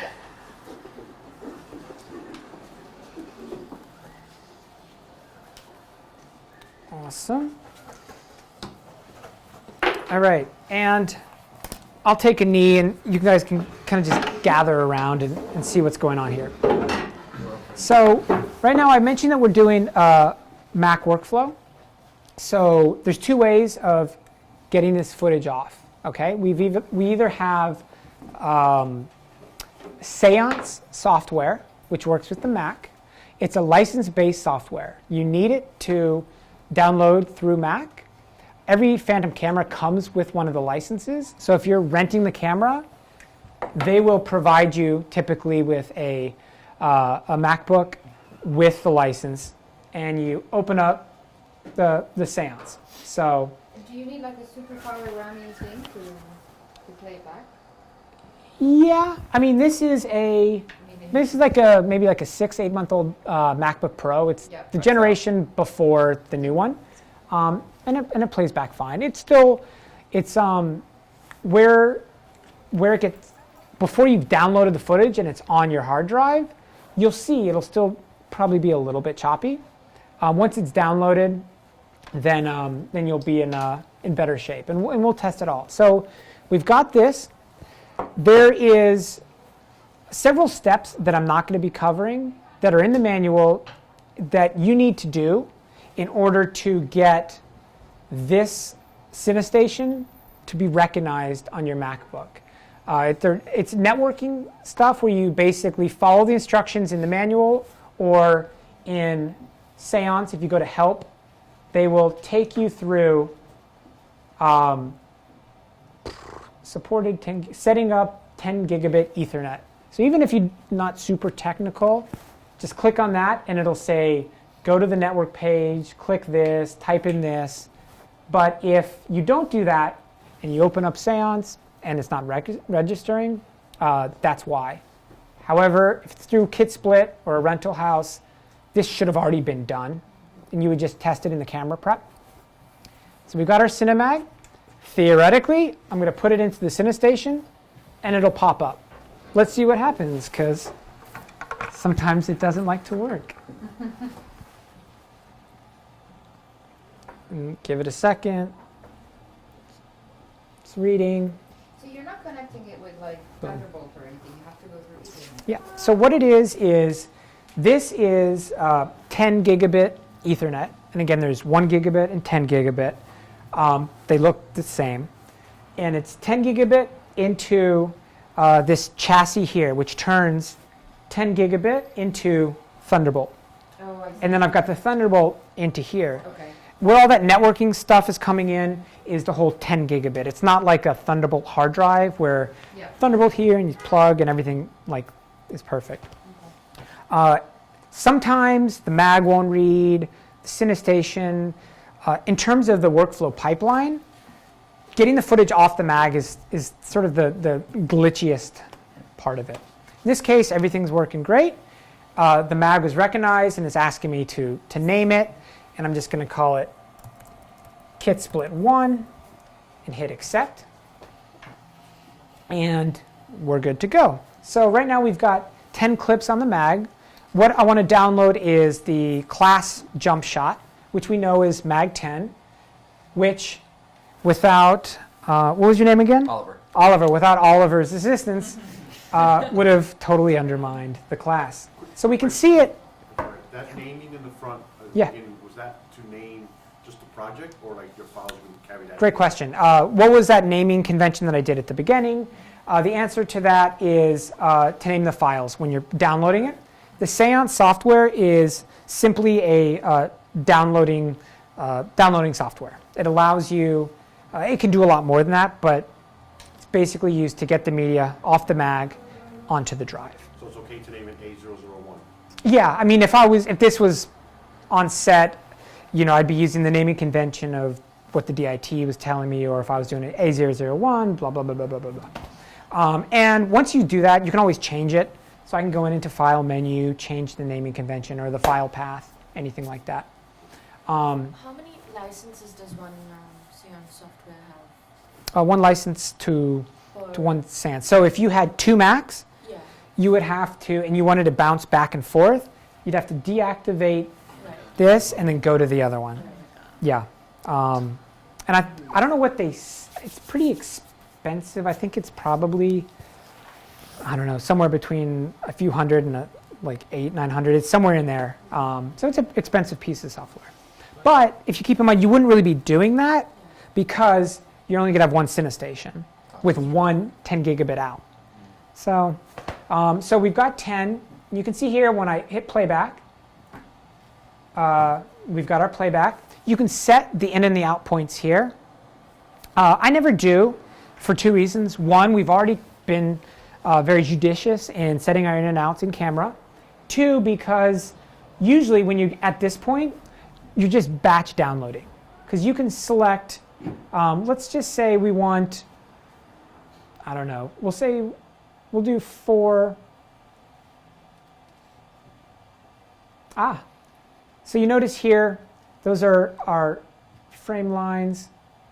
Let's just say we're going to do Matt, the class, and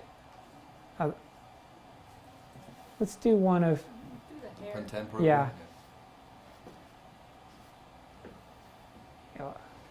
Was that one of the, that was the Kiss. The Let's, dark one. The second one. Yeah, It was second. the dark one, yeah. Yeah. all right, let's take a quick look. This is our 2,000 frames a second. Cool. So I'm going to select Mag 2. mag 9, mag 10. I've already set the download path to my desktop in the Kitsplit folder. And then you just hit download. You say save. And those 3 clips were 23 gigabytes. So you can see even with the in and the outs that we set, still a lot, right?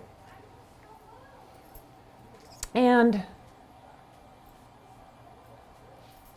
right now, I'm going to hit cancel all because it's not downloading. And this is where you just end up having to. So right now, system crashed on me, and it's not unusual. So like, I'm going to quit out of Seance, and I'm going to restart it. And let's hope that it picks up the mag. But, and it did. And we'll say Kitsplit 2, accept. And let's just try download class jump. Save. And let's see if it likes it. And it does. Still has some creaking. Yeah, it's just what it is, and there's certain settings you can do in Seance where you're throttling the data flow, but sometimes it just will not want to download, and there's no explanation, and you just start tweaking settings and unplugging, and it'll work. I know that sounds crazy for a camera this expensive. That's all I can explain. This is the one part of the pipeline where you could end up just pulling your hair out. And that's also why you keep the Windows computer, because I've had it before where I just can't get it to talk to one another. And if you think about it, there's just a lot of variables in this pipeline right here.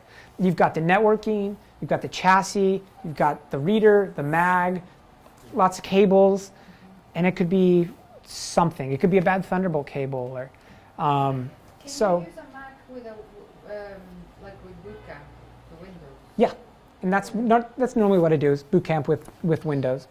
So you can also buy a burner Windows for like $500. Yeah. But it never damages the media on the card. It just Great. crashes a lot. Absolutely, it's just getting it off the card.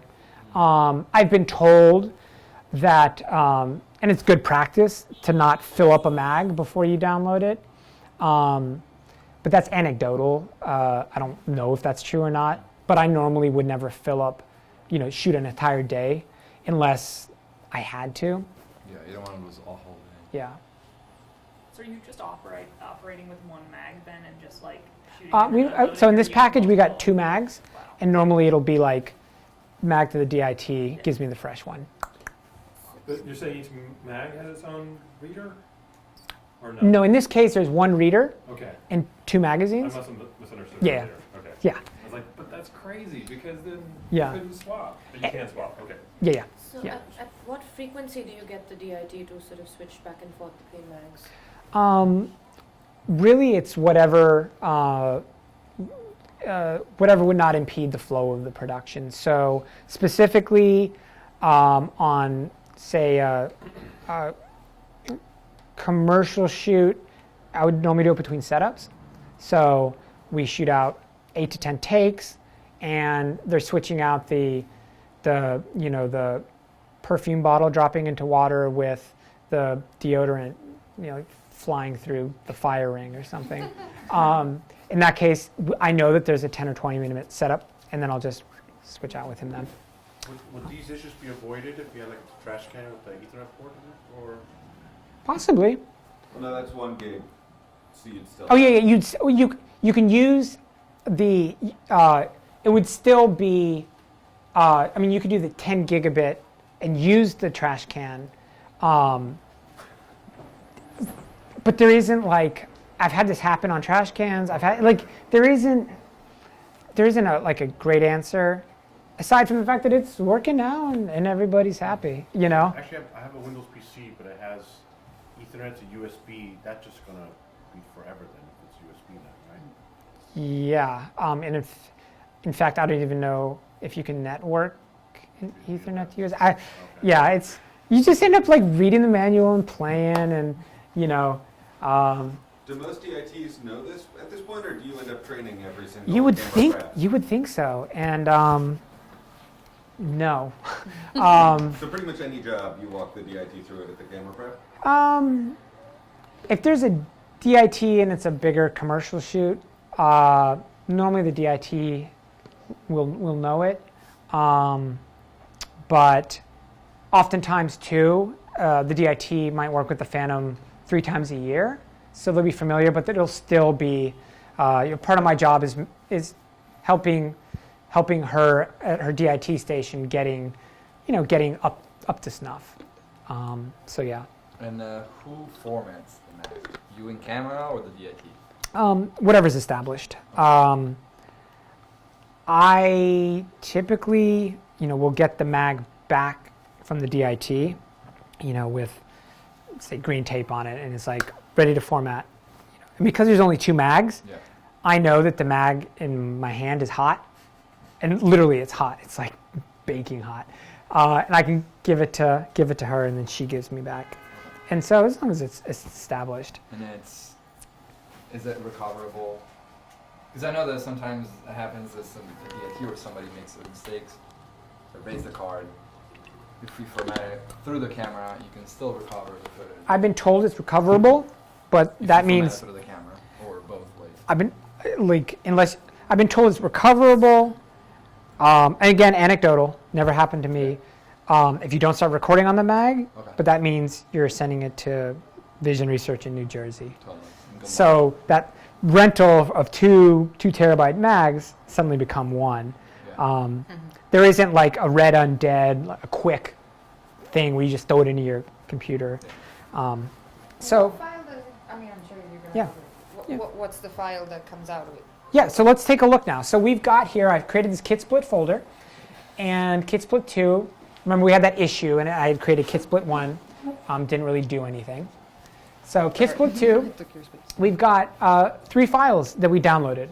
We've got the our Pantene commercial, we've got Matte Cinematography DB, and we've got the class Kitsplit Jump.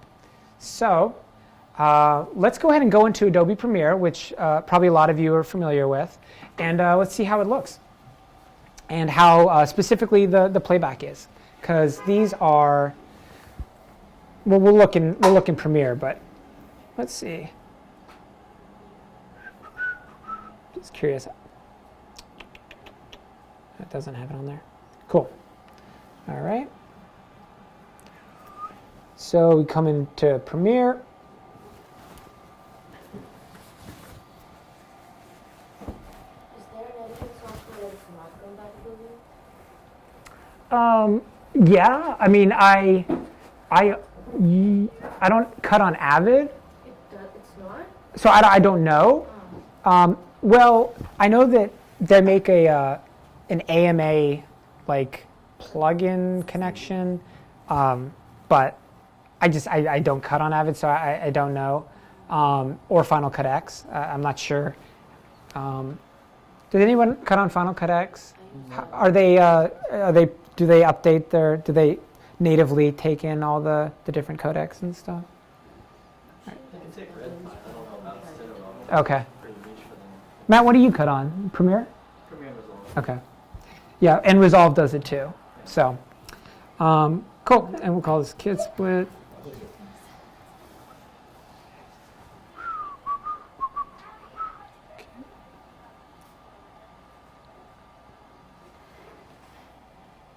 All right.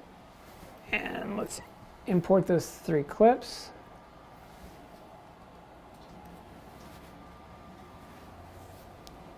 And let's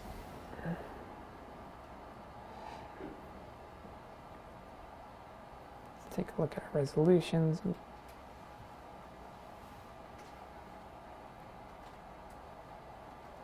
Cool. So we have mixed resolutions. Remember, we did 1920 by 1080 to get up to 2,000 frames a second, and then we got 2 4K shots. So what I want to do is let's create the timeline off of our 2 2K shots.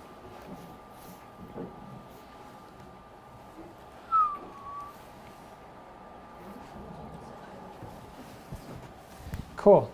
And there is Matt's beautiful face.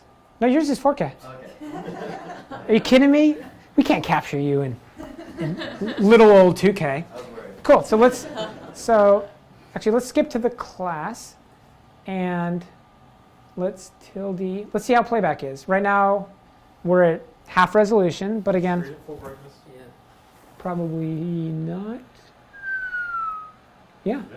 Oh, it looks dark because I didn't have the exposure. Remember, we dropped down to 576 frames, and it was still a little bit dark. So it's just what we had. We'd probably be able to push it a bit and resolve and stuff, but playback-wise, seems great. Let's jump to the fun stuff. Here we go. And Early jumpers? I was on 3, not jump. Late jumpers? Yep. And the cup. and the random cup. Cool. Stealing the scene. Cool. And that's Premiere. Let's take a look. Matt's was a bit better exposed.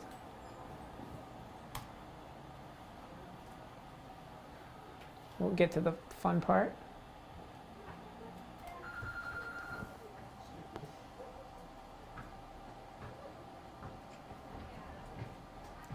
And cool. And out of curiosity, I'm gonna put it up to full, and let's see if we have any playback issues.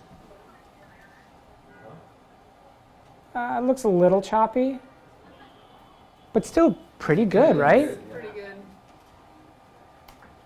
So, lastly, let's take a look at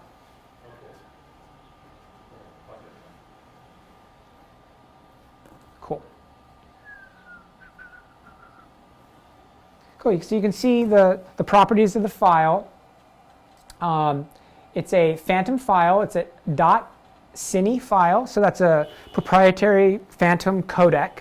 So if if you're curious about your color grade, whether it accepts it, which should, because they have all the codecs. Whatever it is, .cine is the Phantom codec, and as we demonstrated, Premiere has no problem playing it. And then we've got our image size, our frame rate, everything like that. And oops, that is pretty much it. The last thing that I want to do is let's just go really quickly into Resolve, which, how many of you color on Resolve or are familiar with it as a piece of software? Yeah, okay, about half the class. It's for those of you that aren't familiar with it, it's a free piece of software you can download online, and it is just a really amazing piece of color grading software that big studio movies use.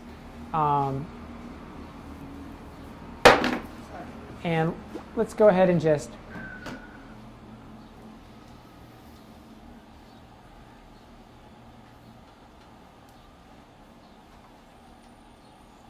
take that class file.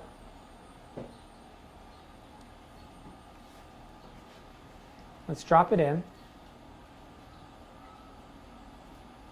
And I'm curious. Cool. So it's already a little bit brighter, but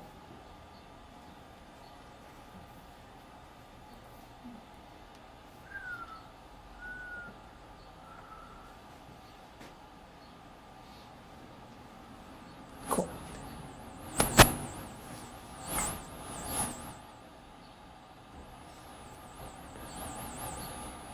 If we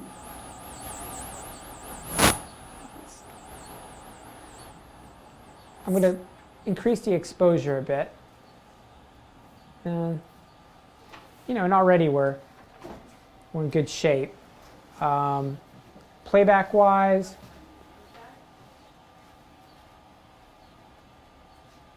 Can Resolve choose the raw? right now it's struggling a little bit. I would probably reduce the playback resolution, but you can see that because it's a raw file, we have a lot of latitude in how we play it. Is there a raw menu the way there is with Red Raw? If you go all the way to the left, is there? I think so.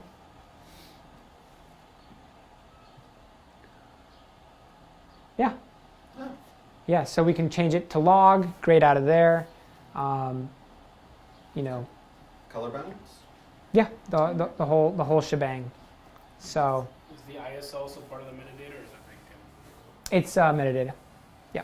So, in fact, let's go ahead and let's do half resolution. See if that helps. And it's still struggling a little bit more than Premiere, but nonetheless, you get the idea. That kind of takes us through the workflow. Thank you so much, Tar. Yeah. So thank you guys.